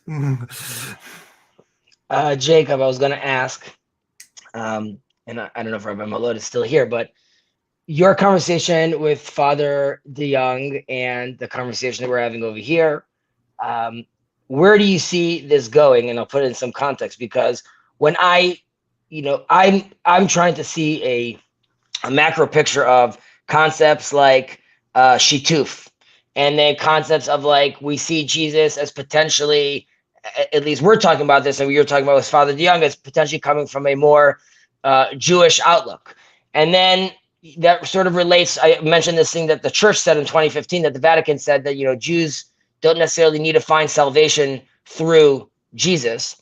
So as Christianity, or I mean, I know that the Vatican doesn't represent everyone, but as, let's say, the Vatican, quote unquote, lowers its requirement from Jews to sort of interact in that way, or find salvation in that way, alongside the readings in our Talmud and our Bible, where we could find a place where non-Jews can still worship God while worshiping other entities. Is there like a path forward you're trying to reach? Is it just to be an understanding, or is your attitude, no, like I want to try to create a safe space where we could be doing this together in a quote unquote kosher way? Look, ultimately, for me, it is about God's kingdom on earth, which I think is described by the Tanakh and Torah. And so for me, I mean, I do believe in the rabbis and halacha. And so when somebody like Antonio, for example, or any of the other Noachites who come, and so were you here when I was describing the question that one Noachite had to Rabbi Malot? I was here in spirit, and by spirit I mean I had one headphone on and I was walking my kids to school. But yes, I was there. I heard that. So like that's a genuine shaila that somebody had, that there needs to be a psak din for. That's what interests me. I'm not interested in changing Judaism in order to make it more palatable to Christians. And I'm not even interested in changing Christianity to make it more palatable towards Jews. I believe that ultimately God runs the world. And I find myself in a situation where quite literally, like, there are Gentiles grabbing me by the tzitzis that I don't wear and saying, we've heard God is with you. We want to go with you. And it's like, this is straight out of Zechariah. It's like, what do I do with this? And so I'm not trying to bargain or negotiate or, in some way meet anybody halfway. This is Judaism as I see it. Jason, what do you hear when you hear this conversation? Like you hear us throwing out things like, yeah, Jesus was this, Paul was that. Really, you could work together. Like, what does that sound like to you? Well, I mean, I don't know, because I just like I was telling Jacob, I just basically, I grew up in church, but I don't think I ever soaked any of it in. So I just basically started reading my Bible about 5 years ago, and most of the things I hear Jacob say doesn't really seem that strange to me. It just sounds like the Bible. Like the fact that Jesus was a Jew, I'm like, that's clearly in the Bible and all that sort of stuff. So I'm like, I never thought he wasn't. And then I mean, I would probably disagree with him in a lot of areas about Paul, I guess, but I mean, I will say that I don't think Paul necessarily reads as like Jewish text or anything. It reads almost more like Greek philosophy to me, or something like that along those lines. But I would agree. I think I would kind of second where Jacob's at too. I think this is extremely interesting, where it's not really a blending or a synthesizing of the two, because it's not like like Jacob said, it's not really a give and take. It's just kind of, I mean, that's kind of what I'm doing the same way, as I'm wrestling with my own questions, and then I'm trying to come to the conversation and just bring how I see it. And so even when I talk about the Trinity, it's like I would say I affirm the Trinity, but I don't think I affirm it in the way that a Christian would normally describe it.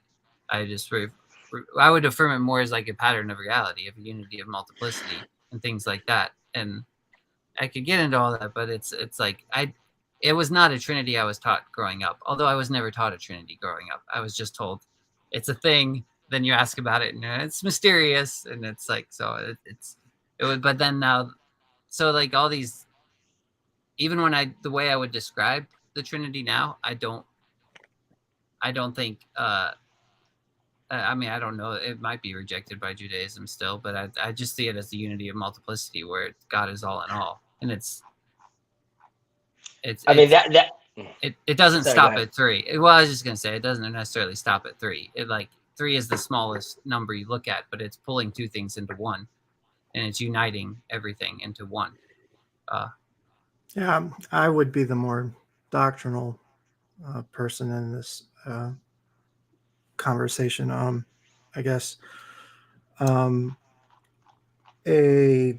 way in which I kind of see it are, I mean, I'm not entirely decided when it comes to eschatology, but the idea of eschatology can involve a coming together with the Jews during the end times, or it can involve a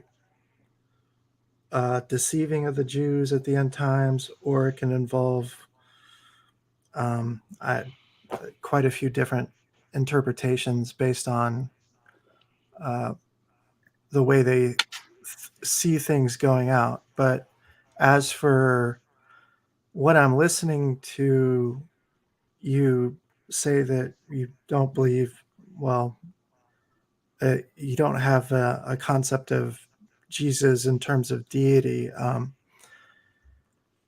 Well, I mean, that was quite the debate for quite a few Christians for a very long time. I think there's enough scripture that points to Christ being quite unique amidst rabbis. Like, he's very uncommon compared to any preacher or prophet in the past, before him at least. And of course, I'm still learning your perspective as Jewish, because I'm still not and quite learned on what you grasp on these things. But I've heard things of the whole Jesus seminar, and I've kind of heard bad things or so on. But it's I'm learning, and that's essentially what I'm doing. I think that's still a good thing. I don't want to go off on the thing of monogenes, although I could, but I want to read what Rabbi Malott has been writing. Please. Meaning, if even if I may do a thing, does that mean I should? Don't non-Jews deserve better than to be told? It's okay with me if you're worshiping falsehood. Rabbi Mendel Weinbach, our Rosh Yeshiva, we went to the same yeshiva in thing. Zatzal used to say something might be not be heresy, but still be wrong or stupid. So I'm all about respect and peace, and I won't shove my beliefs in people's faces, but I won't pretend I think Christianity is right or okay for non-Jews. I won't bother them, but I won't say it's good. I wish only the best for all mankind, Jew and non-Jew, and what we believe is true for everyone, even if our obligations are different. And that is how I view it as well. It's like I'm not going to say some things like, yes, I am going to say, you know what? I am much happier with Christians believing in a monarchical trinity than in an egalitarian trinity. But that is only because halachically I believe that it is less spiritually damaging, because when halacha says something is mutar as opposed to something is asur, right? That's spiritually less damaging to them. And that's why I would prefer for Christians to believe in a monarchical trinity. Not because I'm trying to be nice to them, but because, well, yeah, it is because I'm trying to be nice to them, but I'm trying to be nice to them in helping them not do something that is absolutely like idolatry for a non-Jew is just as spiritually damaging as it is for a Jew. So why shouldn't I hope that yes, people do start believing in a monarchical trinity?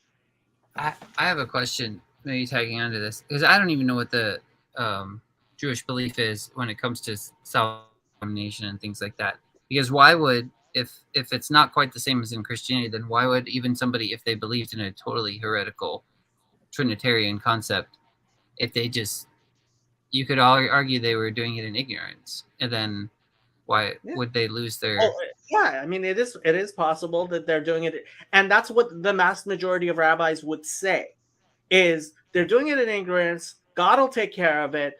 We shouldn't get involved. We should just butt out, let them do whatever they want to do, right? Well, where does the salvation? Is it just because it? Is it not really a salvation issue? It's more of a kingdom on earth type issue, is what the. Well, it's like God is going to take care of it. Like if you're praying to God and you're honest, and like most Jews would say, most rabbis would say, my problem is my relationship with God, and if I improve my relationship with God, then that's my problem. And so it was controversial within Judaism for Jews to evangelize other Jews. This was not something that was commonly done within Judaism 50 years ago. It really is an innovation of Chabad, I have to say. When the Rebbe first started encouraging people to put on phylacteries who were not religious, this was incredibly controversial, and basically every rabbi, every great rabbi, rabbinic leader outside of Chabad was very opposed to it. And that's just Jews proselytizing to other Jews, much less to Gentiles. It's interesting you should say that. I'm culturally Christian, and my experience has been that in Christian communities, there's very little feeling that the Christian community has something to learn from other traditions. Would you say the same is true of your tradition? Most rabbis would say we have nothing to learn. And frankly, I think there are problems with that. Rabbi Malot says, so why wouldn't I want a non-Jew to connect to God in the best way possible, not live in a permitted delusion? Ryan, who's a Noachite, says, and that is probably the best answer anyone will get to why Noachites exist. I agree. If you guys didn't watch listen to my discussion with Ryan. It's really good. Hezzy's- If I do say so myself. Jacob, I would say, and I see what Rabbi Lot's writing over here, and I agree. Well, first of all, that's one of the questions. Is this a default mode? Like, right?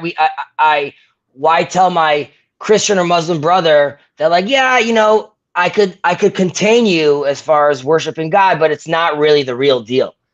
First of all, I don't know if the text or the Bible even, and this is something we were discussing in the past, like in Micah, you have that though all people walk each in the names of their gods, we will walk in the name of our Lord, our God, forever and ever.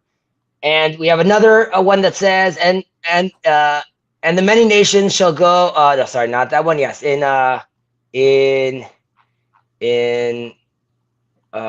Melachim, in Kings. Those nations worship the Lord, but they also serve their idols. To this day, their children and their children's children do as their ancestors did. And then the question is, at any point, is it supposed to be that we are all relating to God via the same frequency? Or is it not only is it okay, is it preferable that we are, while we're having these conversations, we also find that it's okay for us to have our own vessels of a relationship? And that relates to the concept of shituf. As in, is shituf okay as long as, and by okay means it's not ideal, or is it ideal for some? It's going to be more beneficial for them with the language that they have to relate to God their way and us to relate to God our way. And that doesn't mean we can't keep on having a conversation, but I don't know if it necessarily means that they're doing it in maybe they are doing, I don't want to say they're doing it in a lesser form, but it's not necessarily that we're supposed to, you know, convert them into having our understanding of what the relationship should be. Okay, so ultimately, Chazi, this gets into a very deeply hashkafic, which is issue between you and me, and I would say Rabbi Malot, in when it comes, and hashkafa is how in Hebrew we discuss Theological outlook. flavors of Orthodox Judaism, right? And you are coming from an outlook of the halacha needs, the Jewish law needs to accommodate and update and look at things in different ways, and it's much more a revisionist way of looking at halacha than my view that, like, the Torah. What I don't believe that anything that I say is somehow new within Judaism. Like the Rebbe having people put on phylacteries, was that not new? No, I think it was. What did the other rabbis think? The other rabbis thought, yes, that it was, and So, I don't think they were right. So I would say the same line. Like, and I'm not saying that I'm right. I'm just looking like Rabbi Bailot said that, you know, it's a tenuous topic, right? So you have Rabbeinu Tam, the Malbim, Darchei Moshe, Baragola, the Shach, Yaakov Emden, Rav Tzvi Hirsch. There are many people that think that way. There's some that think other. Now, the question is, this is imperative when we have conversations like this, and definitely with someone that's in this space. So if one is looking at shituf as a default, that's very different than looking shituf as like, oh no, this is a total path forward for you to now live your life. You could still see, and again, I'm just to be clear, I don't know. These are ideas that we're playing with. I'm just saying that if there's room to, and it would be difficult because it would require someone to realize that Jesus is not being seen like the Father or the Holy Spirit, but seeing more as in a prophetic status. It would be a huge ask from Jews to come and see that, and it would be a huge ask for Christians to come and accept that. However, if something like that could happen, then you would start wondering, okay, so if I'm talking to Muslims, if I'm talking to Christians, that is the context I'm talking in, and you know, if you're looking for, again, not kumbaya, but path forward, that looks to me like a more viable path. And potentially it could be like, that's also just an interim. Then we need another 500 years of that. And then down the line, who knows what happens. But to me, that looks like a language of moving forward. And and then it behooves rabbis to then sort of deal with that and split between what is going to be controversial, what have I learned in the past, to okay, but what do the texts actually say? How can I reinterpret this, and how do I move forward with this? So I understand that it's coming from a quote unquote revisionary attitude, but my attitude in general is I'm not trying to invent new things. I'm just trying to dig deeper and expose new truths or old truths. What is Shituf? Shituf would be worshiping God while worshiping other entities as well. And generally speaking, entities.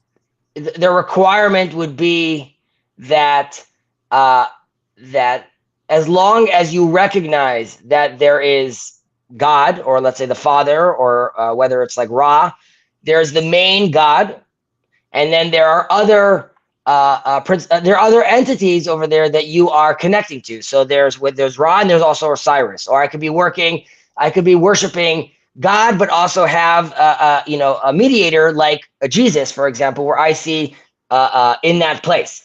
And as long as you don't, according to some rabbis, as long as you don't see that other entity as at the same level as God, but rather a part of it, then in theory that could be permissible. There's the Maimonides is against this, by the way. Yeah, and Rav Sadia Gaon and Anodab Yehuda. It's a split between Sephardim and Ashkenazim as well. There is an argument within Judaism whether or not such a thing is allowable to Gentiles or not. And that's the question that internally we're debating. And if something is like not allowable even to Gentiles, then a lot of Jews are going to have to rethink how permissive we are. And the fact is, like, over the years, there wasn't a real point where Jews had an option of going to Gentiles and being like, no, you really shouldn't do this, right? Yeah, what does permissive mean in this context? Because I don't have the impression that Jews are running around saying to Gentiles, you shouldn't. So, okay. So this is the context in which it's been debated most, which is if I own a store, right? And you are a grocery store, right? And you're coming to my grocery store and you're buying food for your Christmas dinner, right? Or Easter dinner. And if it's truly an idolatrous event, then I, as a Jew, cannot. It's called placing a stumbling block before the blind. This is what it is prohibited in our religion to in any way cause you to do something which even for you is not at all permitted. And part of the reason that there has been, I would say, the difference of opinion is the Sephardic rabbis who were in Muslim lands, right, didn't really have to worry, didn't really have to think about if it's a problem or not. Whereas the Ashkenazi rabbis who were in Christian lands were like, okay, the Christians they're not doing something that's so bad that we can't even deal with them, that we have an obligation to like not be involved at all. That's really interesting. You know what's catching my attention is, almost before you can have any conversation between the groups, there's this building of a dictionary or building a translation between the dictionaries that's necessary, because otherwise I don't even know, we don't even know what we're talking about when each group uses their special idioms. Yeah. And Rabbi Malot really comes down on the thing that like we shouldn't go around saying that it's shituf is permissible to Gentiles. He doesn't think that it's What does he say, Jacob? And I say this respectfully. He says it's not clear. It's not easy to understand. This is always the topic, right? This is always the question, which is, yeah, listen, some say it, some don't. At some point, people need to make moves. People need to make decisions. I'm not that person, and I don't know if Malot's that person. But saying yes, it's debated. Okay, and that's a debate that could keep on happening. Now you could come and say, okay, but I'm quoting 1, 2, 3, 4, 5 people. That's not good enough. And this goes all the way back to as far as within the Jewish community, and I also say this maybe in the Christian community as well. What does it look like? Who does it? I'll ask Jason, for example. Who is the authority you need to see to tell you something to change your mind? Like someone comes and tell you, you know what, Jesus meant X, which is very controversial. Who would it need to look like? How would that person need to look like for you to be like, okay, I'm going to take you at your word? Because, and as far as in our tradition, they're like, I'm quoting some names over here that let's say are considered heavy hitters, that people will go according to them for other things. But when it comes to more controversial topics, they'll be like, well, you know, that's what he said here. I don't know if I never have to accept him. And you have to put that into the context of 2,000 years of exile, pogroms, our own needs to self-define ourselves, to protect ourselves. So you have layers of things that even if there's some truth to like a more pluralistic vision, it's very difficult to dig down and get there because you have to deal with all the politics around that. And again, that's why I think these conversations are fantastic, because it allows you to sift through that. However, Rabbi Malot's attitude, which I understand, is an attitude that I think needs moving forward. Like I would say, Rabbi Malot, if you're not sure, then dig deep.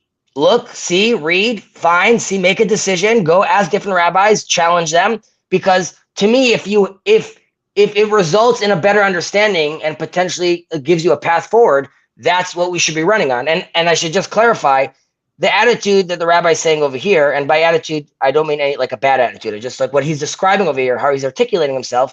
This is the same attitude that we have towards if a divorced woman, the husband won't give her her divorce deed, she's still considered married, and you have women in Judaism that are stuck in this state for 20 years. And this is because there's different opinions, we're not sure, we don't know how to move forward. So this is true about in Judaism, it's theology and many other aspects, that we are still very much with a exile mentality, with a 2,000-year exoskeleton that we are terrified to shed, because shedding it means that Judaism ultimately starts looking different, like it has.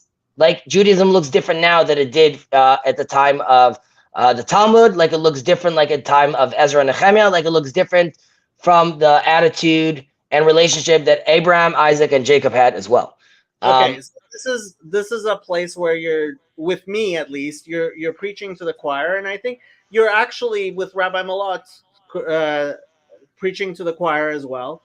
I think all of us wish people had had broader shoulders, and it's honestly the people who are least schooled in Judaism who end up getting up in arms and getting mad at rabbis for allowing things. For example, Rav Ovadia Yosef telling Ashkenazim they're allowed to eat kidneyot on Passover.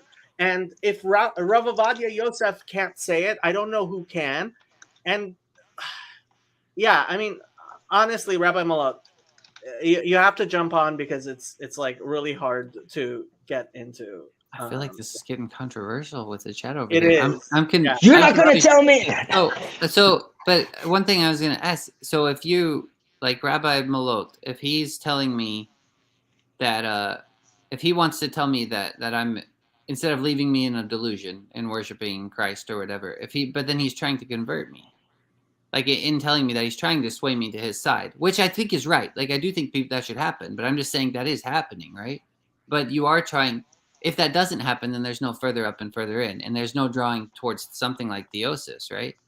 So I don't think these things are wrong, but look what you started, Jason. But But I mean, I'm just saying, like that is ultimately what's happening, right?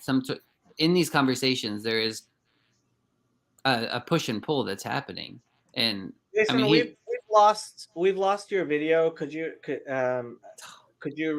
restart, because it would Yeah, we be can really hear nice. you just fine. But Yeah, we okay. hear you fine, but like, You can't yeah, see me at all.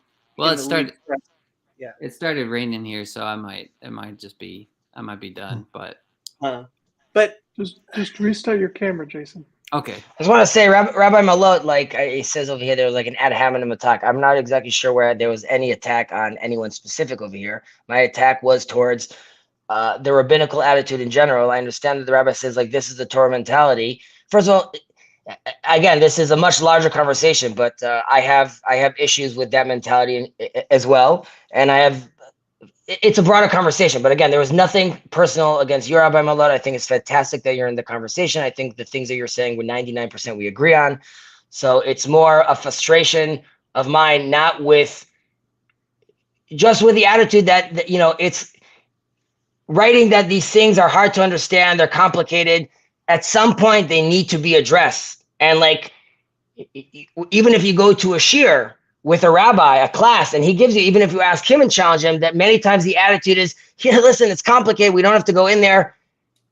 That's what I'm saying. We need to go in there. So I'm totally fine coming out with the attitude that, you know what, you showed me everything I needed to see, and you're 100% right, and I was wrong. That's totally fine. I have no agenda. My attitude, we can't say, listen, it's problematic, so we just put our hands up in the air and just wait for another 100 years from now. okay, I mean, if you want to throw out our history because it happened in exile, you are throwing out Judaism. And What does Rav Kook? Rav Kook calls the well, Chezi, I don't think Chezi wants to throw out the Masorah, but let's face it, this is a huge hashkafic issue between the Zionists and mainstream Judaism. mainstream Judaism. You mean not the Jews living in the Promised Land? I vast majority of Orthodox Jews are non-Zionists, Chezi, and you know it. You mean not Zionist the way like the political movement Zionist, not Zionist like we all say, let's return to Zion.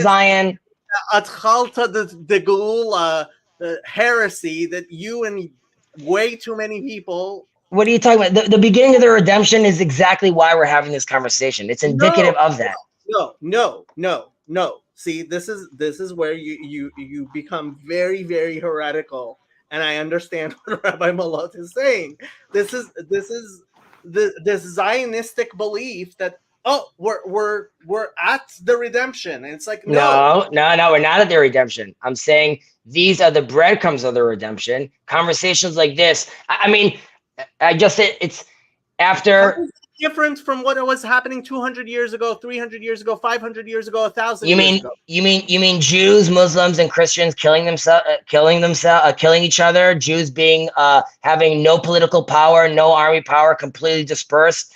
Now they have something called a Knesset, a body, Now you're right that 1,783 years. The entirety of the world has been moving towards the coming of the Messiah.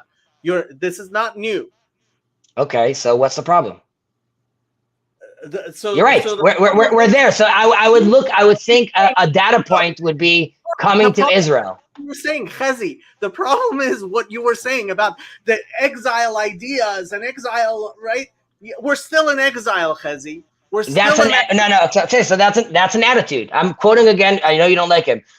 The Talmud itself and the closing of the Talmud, none of these are these are all default modes, right? The God didn't come and say, it's going to be great that then you guys are going to split between Babylon and Jerusalem. You guys are going to write two different versions. These are all defaults. We don't need, there's rules how to engage these things, but this is a large band-aid of the exile. It behooves us, and I'm not the guy, and that's the big problem, which people can't identify that person. But the Torah is not supposed to stay the way it was in exile. That's just not what it's supposed to look like. That's it. I mean, I don't have to be so controversial. Maimonides eventually says, right, no more sacrifices, right? Now, the temple hasn't been built, but clearly there's a difference between what was and what will be. And now we're in the middle ground where I'm not even saying let's jump to what will be, but you have to have a conversation, which is recognize it won't be what you were used to. And it doesn't mean people are not praying anymore. And it doesn't mean that people aren't putting on phylacteries anymore, but there are going to be changes. And if our attitude is like, yeah, well, let the sages discuss the changes. Who are they? Where are they? This is not peak dialogos, and no, this is not a very new conversation. This is the same conversation that we've been having with the Zionists for 80 years now. And So, just as an uninitiated person, is the controversial thing here that Hezi's saying, is this that the Torah can't stay the way it was in exile? yes, Well, there has to be a conclusion to there. It has to come together. I mean, there has to be salvation, and the Messiah needs to be realized. Yeah. Rabbi Malot says the world looks very different now than it did 100 years ago, where 100 years ago looks much more like 1,000 years ago. There's definitely something special happening, and it's happening rapidly. Yes.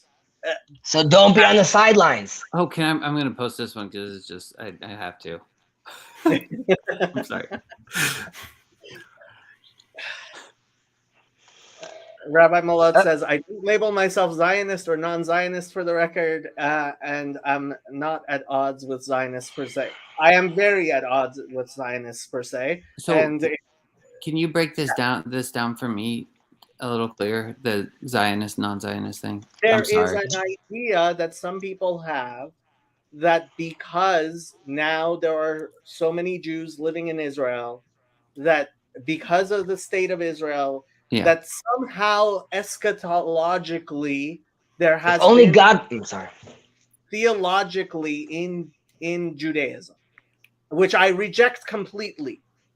Somehow, what was that last part you said? I missed it. Somehow eschatologically. There has been a shift Okay. that is theological because now there are people that, especially whether or not we are still in the exile, like I think we are as every bit as much in the exile as we were 100 years ago, whereas there are lots of people who are saying Hallel, Rahman al-Islam, on Yom HaAtzamot to celebrate. I'm saying, but these are we're mixing up two different things for a second. I'm putting aside the Zionistic political movement. Okay, I'm talking about just something called Atchalta de Geulta, which is the beginning of redemption. This is something that you also find inside the Talmud. And I'm asking you, Jacob, you're coming saying, listen, Chazi, I'm having this conversation and Gentiles are holding on to my fringes, right? Like you're saying, this is what I feel. I told you, I was the one who was crossing out Atchalta de Geula with a pen. I know. Okay. However, that being said, if you are feeling inspired by the fact that these conversations are happening and you see them as, and like Rabbi Malot saying, it's like something's happening rapidly, right? So I look at the data points, the world recognizing the country for the Israel as a country for the Jews. We have more Torah being learned here than ever before. You have a place where you could recognize and have to try to embody your actual laws into the government, not successfully, but into a body politic throughout the people. You have old people and young children playing together in the gardens, just like the prophet said. So to me, at the same vein, these all seem to me very like very pertinent data points that indicate at least the beginning of the redemption. Okay, and I don't know what redemption means. I don't know, like, and I'm not saying that like now if people that don't move to Israel, they're living a lie. I'm not saying any of that. My point is that there's clearly something happening over here, and I connect that to 1965 with the Vatican's attitude then, 2015 with the Vatican attitudes then, the Abraham Accords. All these are all, to someone 1,000 years ago, you would say, listen, there's going to be a place called Israel. There's going to have a Knesset that represents the old Knesset. There's going to be peace with Arab countries. people will tell you that's what the end days look like. That's what the Messianic time looks like. So I don't think we're there, but we're clearly no longer in exile because. Sorry, go ahead. That would be my attitude.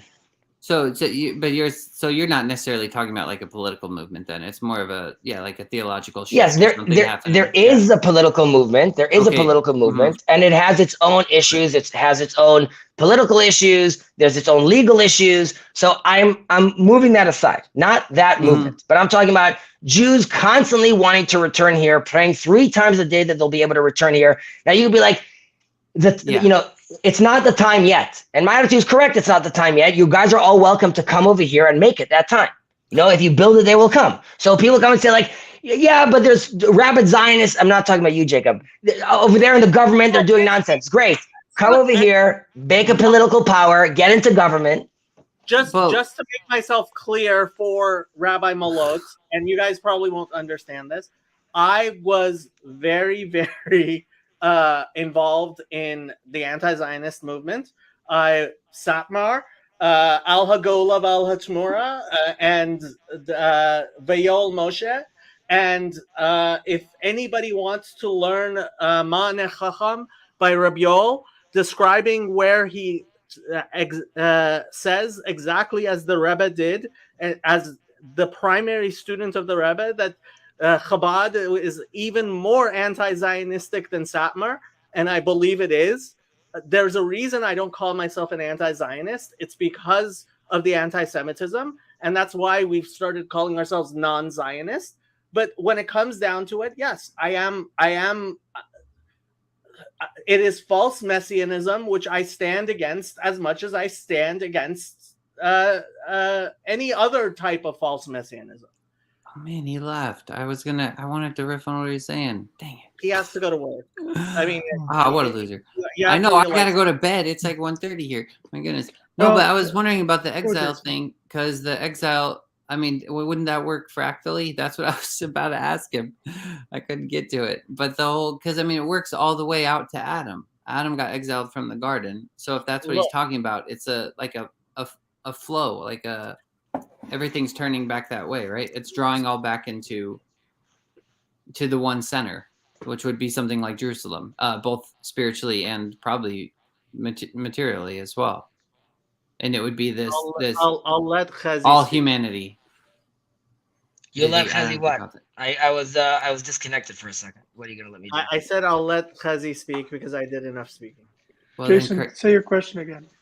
Are you sure you wanted to say something too, Craig? No, you. Well, I was going to ask you, Hezi, because you were talking about it more of a spiritual thing first, a spiritual redemption type thing. And I'm saying I do think that works with the physical, where people would look back towards Jerusalem. But does it work fractally? Because when you mentioned exile, it just made me think of Adam in the garden. Like all humanity was exiled from this place with God, and so it's kind of what's happening now is something like he's drawing back to this one center, which is something like a heavenly Jerusalem, a spiritual Jerusalem, which would also be probably a physical. I mean, I don't know why it wouldn't be. I'm thinking physical Jerusalem. So I mentioned this to Jacob in the past, but you guys all know this guy named Jordan Peterson, and he was recently in Israel, and at the end he goes around saying, this beautiful speech, how the world is looking to Israel, to Jerusalem, how the face of the world is resting on our shoulders. Now, why is he saying that? He's not saying that in his Spain tour, or his Italy tour, or his Russia tour, right? That's a conversation he's having there. Now, I think it could be both physical and spiritual, but my attitude is definitely towards the physical, where you have let not the foreigner say, who has attached himself to the Lord will keep me apart from his people. And let not the Enoch say, I am withered tree. The attitude is that the Gentile is supposed to find his place and not feel different and be accepted by God. There's different revelations in Ezekiel where the Gentile is not invited into the temple, but there are many where they are brought into the temple. For example, Zephaniah, for then I will make the peoples pure of speech. They will invoke the Lord by name and serve him with one accord. These are all prophecies which have a much more pluralistic understanding. It doesn't mean, and I say this as a Jew, I still find our place to be as a priestly class, which means we are there to, and this is not to sound, I hope this doesn't come off wrong, Don't worry. Just But say to it. I don't get offended very easily at to all. educate, orient, and this also relates to the idea of shituf. We as Jews have been practicing, let's say, this direct frequency with God for a very long time, and have a whole theology and philosophy and code built around it. And while other religions, and while I find a place for other religions, as I see them divinely inspired and potentially have their own divine spark in them, like, well, even the Eastern religions, but Christianity and Islam, however, they are our Jews. Our job as Jews is to orient them into a proper orientation of practice towards God. And I believe that also what happens in the temple. And in the temple, that doesn't mean they come and then live as Jews. It means they come to the temple, they learn from our ways. Imagine they open up this beautiful library and say, like, okay, I'm going to take this, I'm going to take that. I've been doing this wrong. But it would also be on the rabbi's attitude to be like, okay, come to me for a second.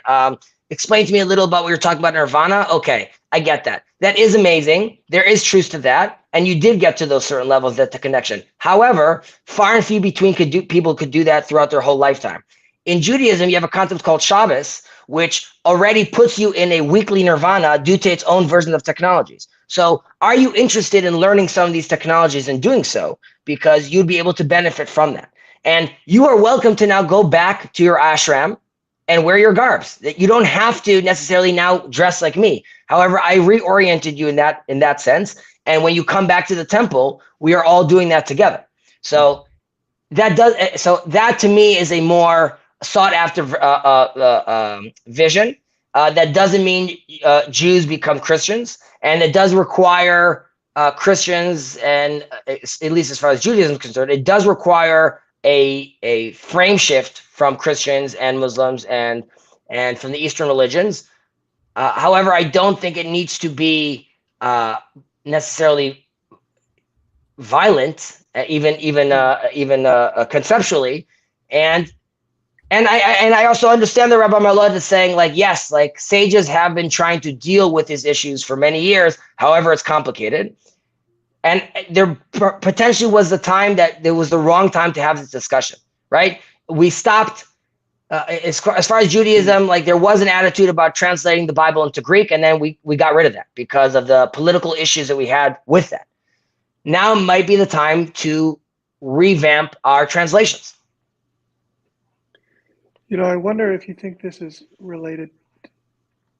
This subject of Zionism seems to me related to an issue that happens that the Christians deal with, which is that you have this unanswered question: how does the tradition update itself in response to changes in culture? Serious questions you're asking here. Well, Look, right, no. and so I have to say, look, no, I Wait, actually, Jacob, let him just finish this thought for a second. I want to make sure we don't misunderstand what he was saying. Yeah, go ahead, dude. well, I'll be brief, but you know, you have some people say in response to things, let's say culture issues like slavery, you know, a couple hundred years ago, things like, you know, voting rights for women, things like same-sex marriage, because these are not, you know, on the face of it, traditionally it seemed obvious. Now it seems less obvious to people. And so the question is, do you just have a really stiff backbone and say it says what it says and that's it? Or do you say, oh, it was in there the whole time that same-sex marriage is allowed? You know, how do you deal with these things? And I'll end it there. Jacob, okay. So I have a response, but go ahead. So the thing is, within Judaism, we don't have fundamentalists. We don't have, and part of the halachic process is to update with things and update with the dates according to, and it should be, and I agree 100% with Chazi that there are plenty of rabbis who are too scared to actually move forward. I don't think that's where the disagreement is. The disagreement is ultimately, I am guessing, but I'm pretty sure I know what the answer is. Chezi thinks that it's perfectly fine for Jews to build a temple right now on the, thank God. Whereas I look forward to a temple appearing from the sky, and I mean What? that. Mhm.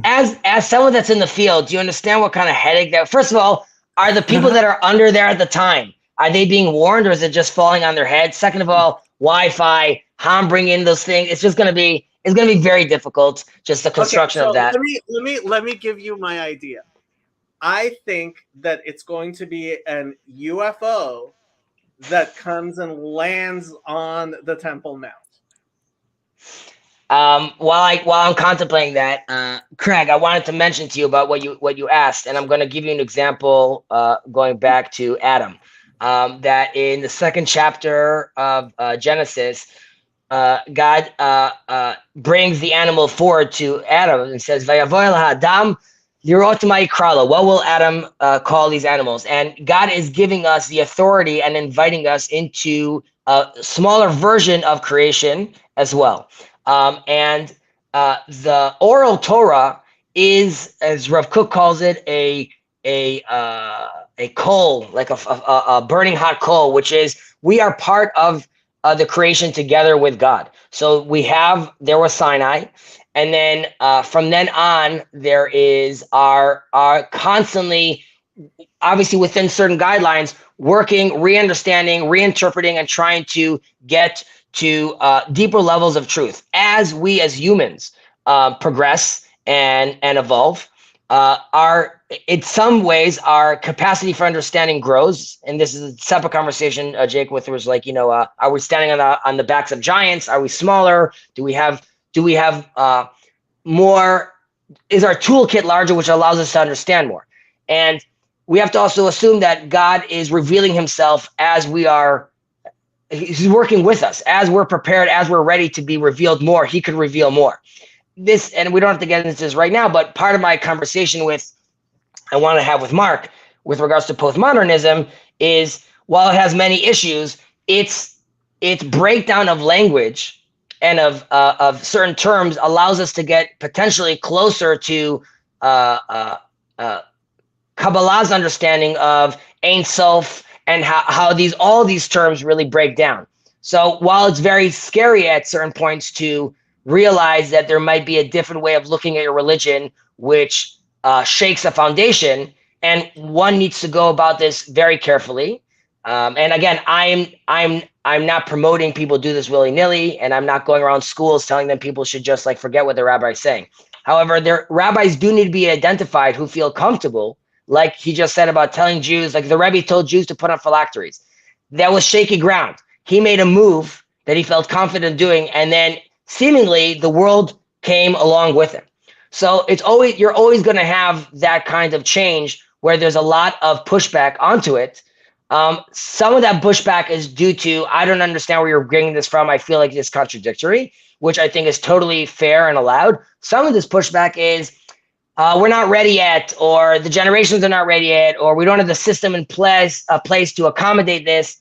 And back to the temple, I don't want people to building the temple right now. However, I do think that it's ultimately going to be coming from us, which is when we are unified enough to feel that we are called to do so, we will do so. We're not there politically. We're not there within the different Jewish sects. We're not there. So I don't think we're there, but I don't think it comes down from the sky. I think it comes down from the sky where we feel inspired to do so, and we feel the calling from God to do so. And what the Rebbe points out is that it says in the Musaf prayers of Shalosh Regalim, Mipnei chatatenu galinu miartzenu, that because of our sins we were exiled from our lands.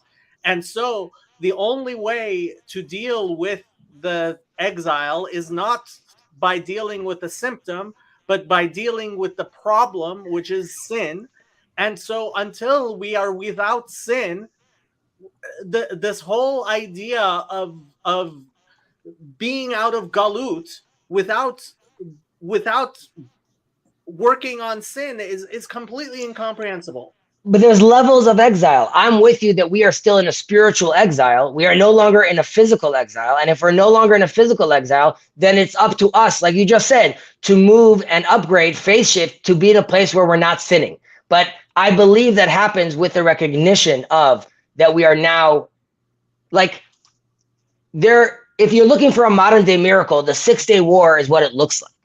Okay. Now I'm not coming saying that's miraculous or not, but if what am I supposed to hold to? You're saying no. Ignore the fact that all these nations completely wanted to obliterate us, but we won in biblical proportions. Instead, no. Focus on that we're still in exile, even though I'm here talking to you right now from Israel. Uva letzion goel l'shavev pesha beyako.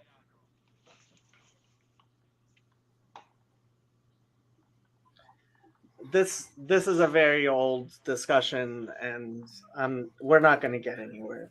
Yeah, we love you guys. We love each other. Don't take this personally. Mom and dad are just fighting, but like it's fine. We're gonna take you to school tomorrow. Okay. Well, Yeah. Listen, it's difficult stuff. Craig, do you have a question? well, I was going to say something that I think is actually obvious to everybody, but well, I'll do it anyway. In general, Jason and the group that we typically run with, the primary or the most plausibility engaging aspect or interpretation of the text is the allegorical one for us, I'd say.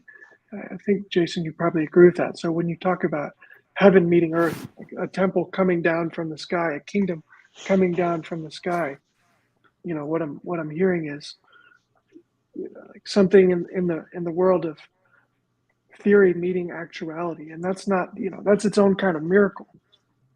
When something, See, okay, this is the thing. Like I was talking, like Christianity, and this was during our Bible study. What I was saying to Mitch, like, so a lot of Christians, because of the types of things that Paul says in First Corinthians 9, have this idea that like, oh, we'll get the spiritual lesson out of the Torah, and then the actual literal thing won't be a part of it. Whereas that's not the Jewish way of looking at it at all, right? I have all kinds of spiritual lessons that I get from the various commandments, but at the same time, that means literally, physically, actually the real thing. And so yeah, I mean it's a very different way of looking at it, which frankly I think the Christian way of looking at it is incomprehensible to me. What I missed I missed a little bit of that. Are you saying the Christian way of looking at it is that it's just a spiritual like thing and That it's not? you can have the spirit of the law without the letter of the law. The idea that there is a conflict between the spirit and the letter just is incomprehensible to me. Well, yeah, I think I understand your objection because we've gotten to that a little bit before, but I don't think they were intentionally separated. I mean, I never took them to be separated. I just thought it meant that the spirit is what's within the law. Like it's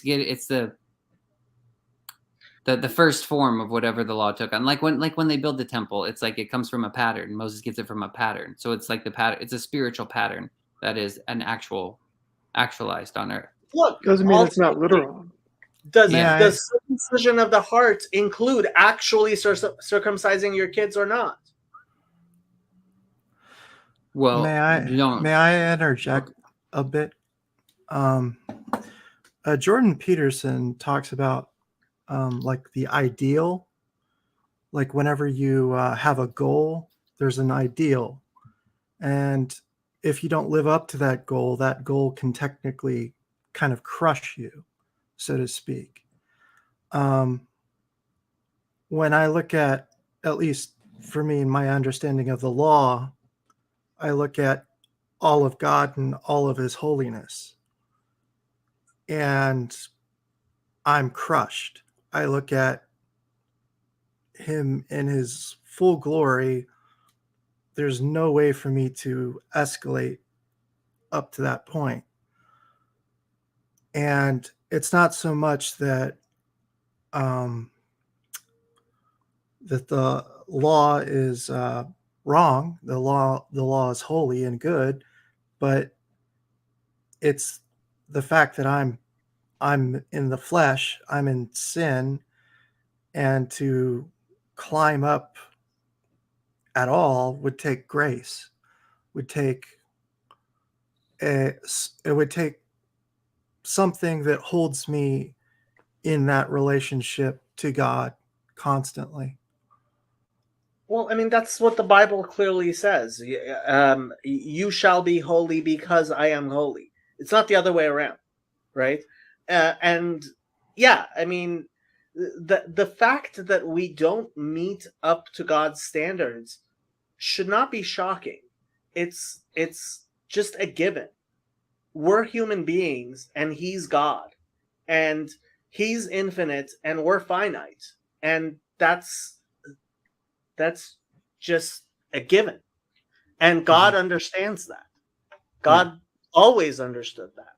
Like the whole spirit in the letter and the spirit thing reminds me of sometimes when you Jacob talk about the like the sacrifices, how after the Jews had to go into exile, they realized it was more about the spirit of the, like, God desires obedience in a humble, contrite heart rather than the calves. But not that those things, like you said, if the temple were actualized again, those sacrifices would begin again. But the spirit behind them is like where those came from, type thing. That's how I thought it was understood on both sides, both in Judaism and in Christianity. But I could be wrong on that. There's actually an issue that's coming up in Christianity due to postmodernism, and that is you have battered wives who are staying in a relationship with their husbands because Jesus says turn the other cheek, so to speak. But the thing is, that's when Christ is saying that, he's saying that in a matter of grace, whereas the just thing for her to do is split, because she shouldn't be beaten up by her husband. And I see there's kind of like at least to me, there's a dance going on, but it's not quite. I don't think anyone lives up to the letter completely, but I also don't think anyone lives up to the spirit completely. We're kind of trying to, by the spirit, live according to the letter. The whole dichotomy, I mean, it's like this whole spirit versus letter thing is just not a Jewish thing. Like, where do you get this dichotomy? Paul. Yeah. How did we get on this too? Did I miss something here? What was the original idea? Go ahead, Craig. Sorry. It was the stupid thing that I said that I think I said this is obvious to everybody. No, I don't think it was stupid. I just feel like we got a little off course of it a little bit, but it's hard to. It's interesting to me that you say, Jacob, that it's not Jewish at all. The distinction, the spirit letter thing. I wonder how you respond to. I mean, there's a problem with language in that language is entirely analogical. Like anytime, if I say I get your point, I grasp your meaning, everything I'm saying to communicate to you, I have to rely on analogy. So it's metaphorical intrinsically. So yeah, it is. And so like the letter and the spirit are just intertwined in a way that's cannot be separated. And like the idea of just even separating them, it makes no sense to me. Right. I agree with you. I would say the same. It seemed earlier like you were saying with respect to the kingdom coming down miraculously out of the sky, that it's not the kingdom, the temple. The temple. The temple. Yeah. Yeah, and I'm thinking of an actual building. Yes. So I wonder. This is something the Christians have a problem with too. How do you know when the right time, what the right level of because all language is metaphorical or poetic. Let's say. How do you know? No, this is the thing. This is the Go thing. on. Go on. Okay, in Judaism, we say that it's all of them at all times, always. And whereas, no, we are definitely listening to you, Sherry. We love you, and yes, it is incarnational. But so in Judaism, like we're saying, no, it's all of these things at all times. Whereas when you read the book of Hebrews, that theological crime scene, it very explicitly takes that which is it very explicitly takes that which is fundamental and explicit and like tries to spirit it away and be like it's only analogies. It's like the temple not built by hands is going to be Jesus, right? And it's like, no, it's actually going to be a temple not built by hands. No, I agree with you that I think it would be a temple, but wouldn't you also agree that God says he wants to dwell inside his people and that all creation would be his temple? Or yes, to some point. So I mean, it's not it's kind of both things then, right? Here. I don't think there is one. That's what I'm saying. I don't think there is. No, but Christians, like Christianity, this is the whole thing. Like you're actually like go back and read like that theological crime scene and see what he's saying. He's very much saying, oh, no, it's not the actual building. Well, maybe we're missing something here. If God says God is going to come and dwell in my heart, that's obviously allegorical or symbolic, but it's not also that he's going to come and as a material embodiment come and like dwell as a brick in my heart. Craig, I want to mention that I don't know how you would pronounce his name in English. Korah, they call it. Yeah. Korah. Okay, so Korah goes to Moses, and part of the issue is earlier God was with the people. Kadosh. All the people apparently were all in this holy level. So Korah comes and wants to know, like, if we did it, if it's in our heart already, why do I need all this? Like, why are you guys in charge? Why, like, because it's more than just having it embodied inside. Like Jacob's saying, like there are practices for these things, and these things have to be embodied physically. I would also say that, which is nice, when you hear John Vervaeke talk about, the practice of embodiment, because clearly that is how these things transpire. They have to. It's more than just being in this mental state, even if it's a divine state. There has to be a practice to it. It has to. Back to what I was saying about Adam. God offers Adam to name the animals, but it's our part in doing that and actually making that happen.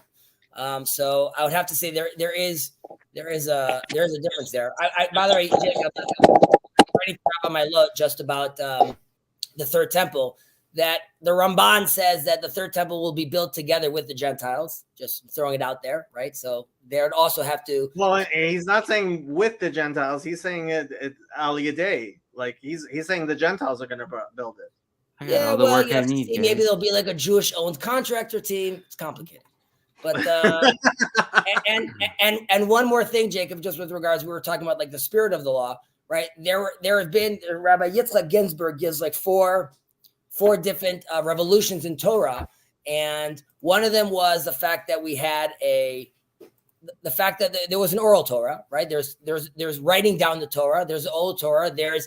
You weren't allowed to teach Torah for money, and that also changed. Then you were allowed to teach more Torah for money. You weren't allowed to teach Torah to women. Then you were allowed to teach Torah to women. And as far as your question, I believe now you also are allowed to teach Torah to Jews, and that's what you're doing.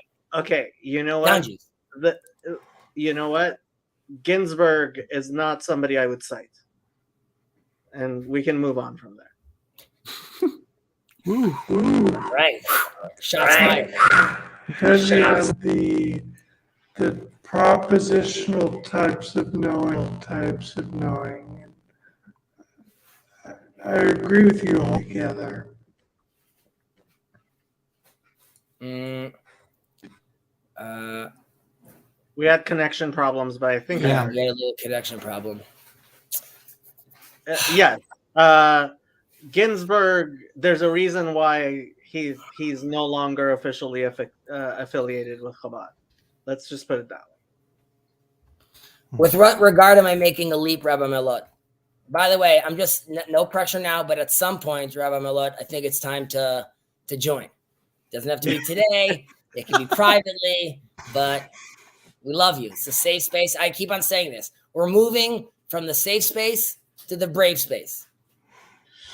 So okay, I have to take Chezi's point here.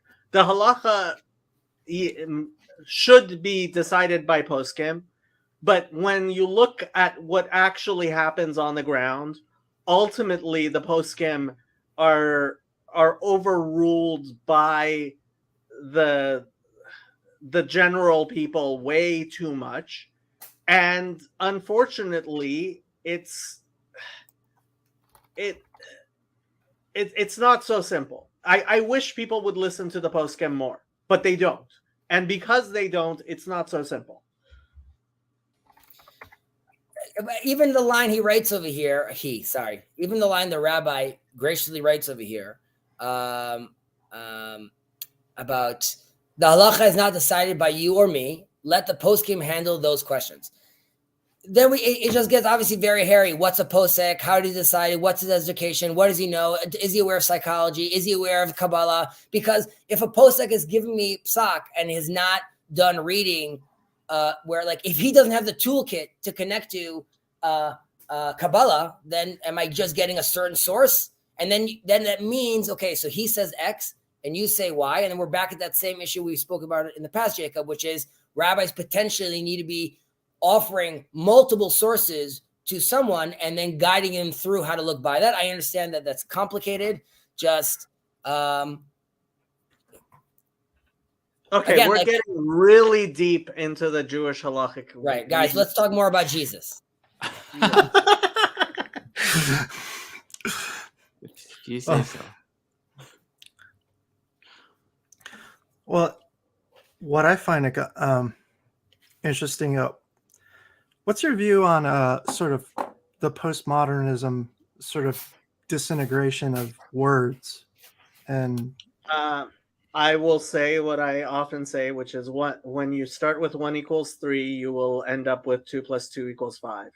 And I think that postmodernism is the inevitable result of all the theological errors of Christianity. They have low blows here. Don't hold your pitches. Yeah. Hey, this has been fun for me. It's really Jason's definitely gotta go. But See you, Craig. see ya. Sherry needs to hop on here and take my place too. It's almost 2 a.m. here. Yeah. And I owe my wife a nice breakfast date, so I'm going to also be hitting on that. I would say, okay. just I'm ending this line to the rabbi. I am very aware that the halachic, the codification of the Torah, is a very sensitive web, and even if there's things that in theory could be changed, changing them have a lot of ramifications to them. And I am not, if anyone's watching this, I'm not promoting people doing what they want willy-nilly. I think it's still healthier to be part of the fold, even if that means you're doing certain things that you realize are not necessarily so sensical at the time. However, I would also say that anyone in the community should be pressing and pushing either to identify leaders, recalibrate leaders, discuss these things as leaders, because like the rabbi said, it's a slippery slope if one feels he could be more lenient. It's also a slippery slope if we end up turning our religion into something that's completely different and foreign to what God has intended for us. So that, I think, is very, very important. And Rabbi Melot, much love to you as well.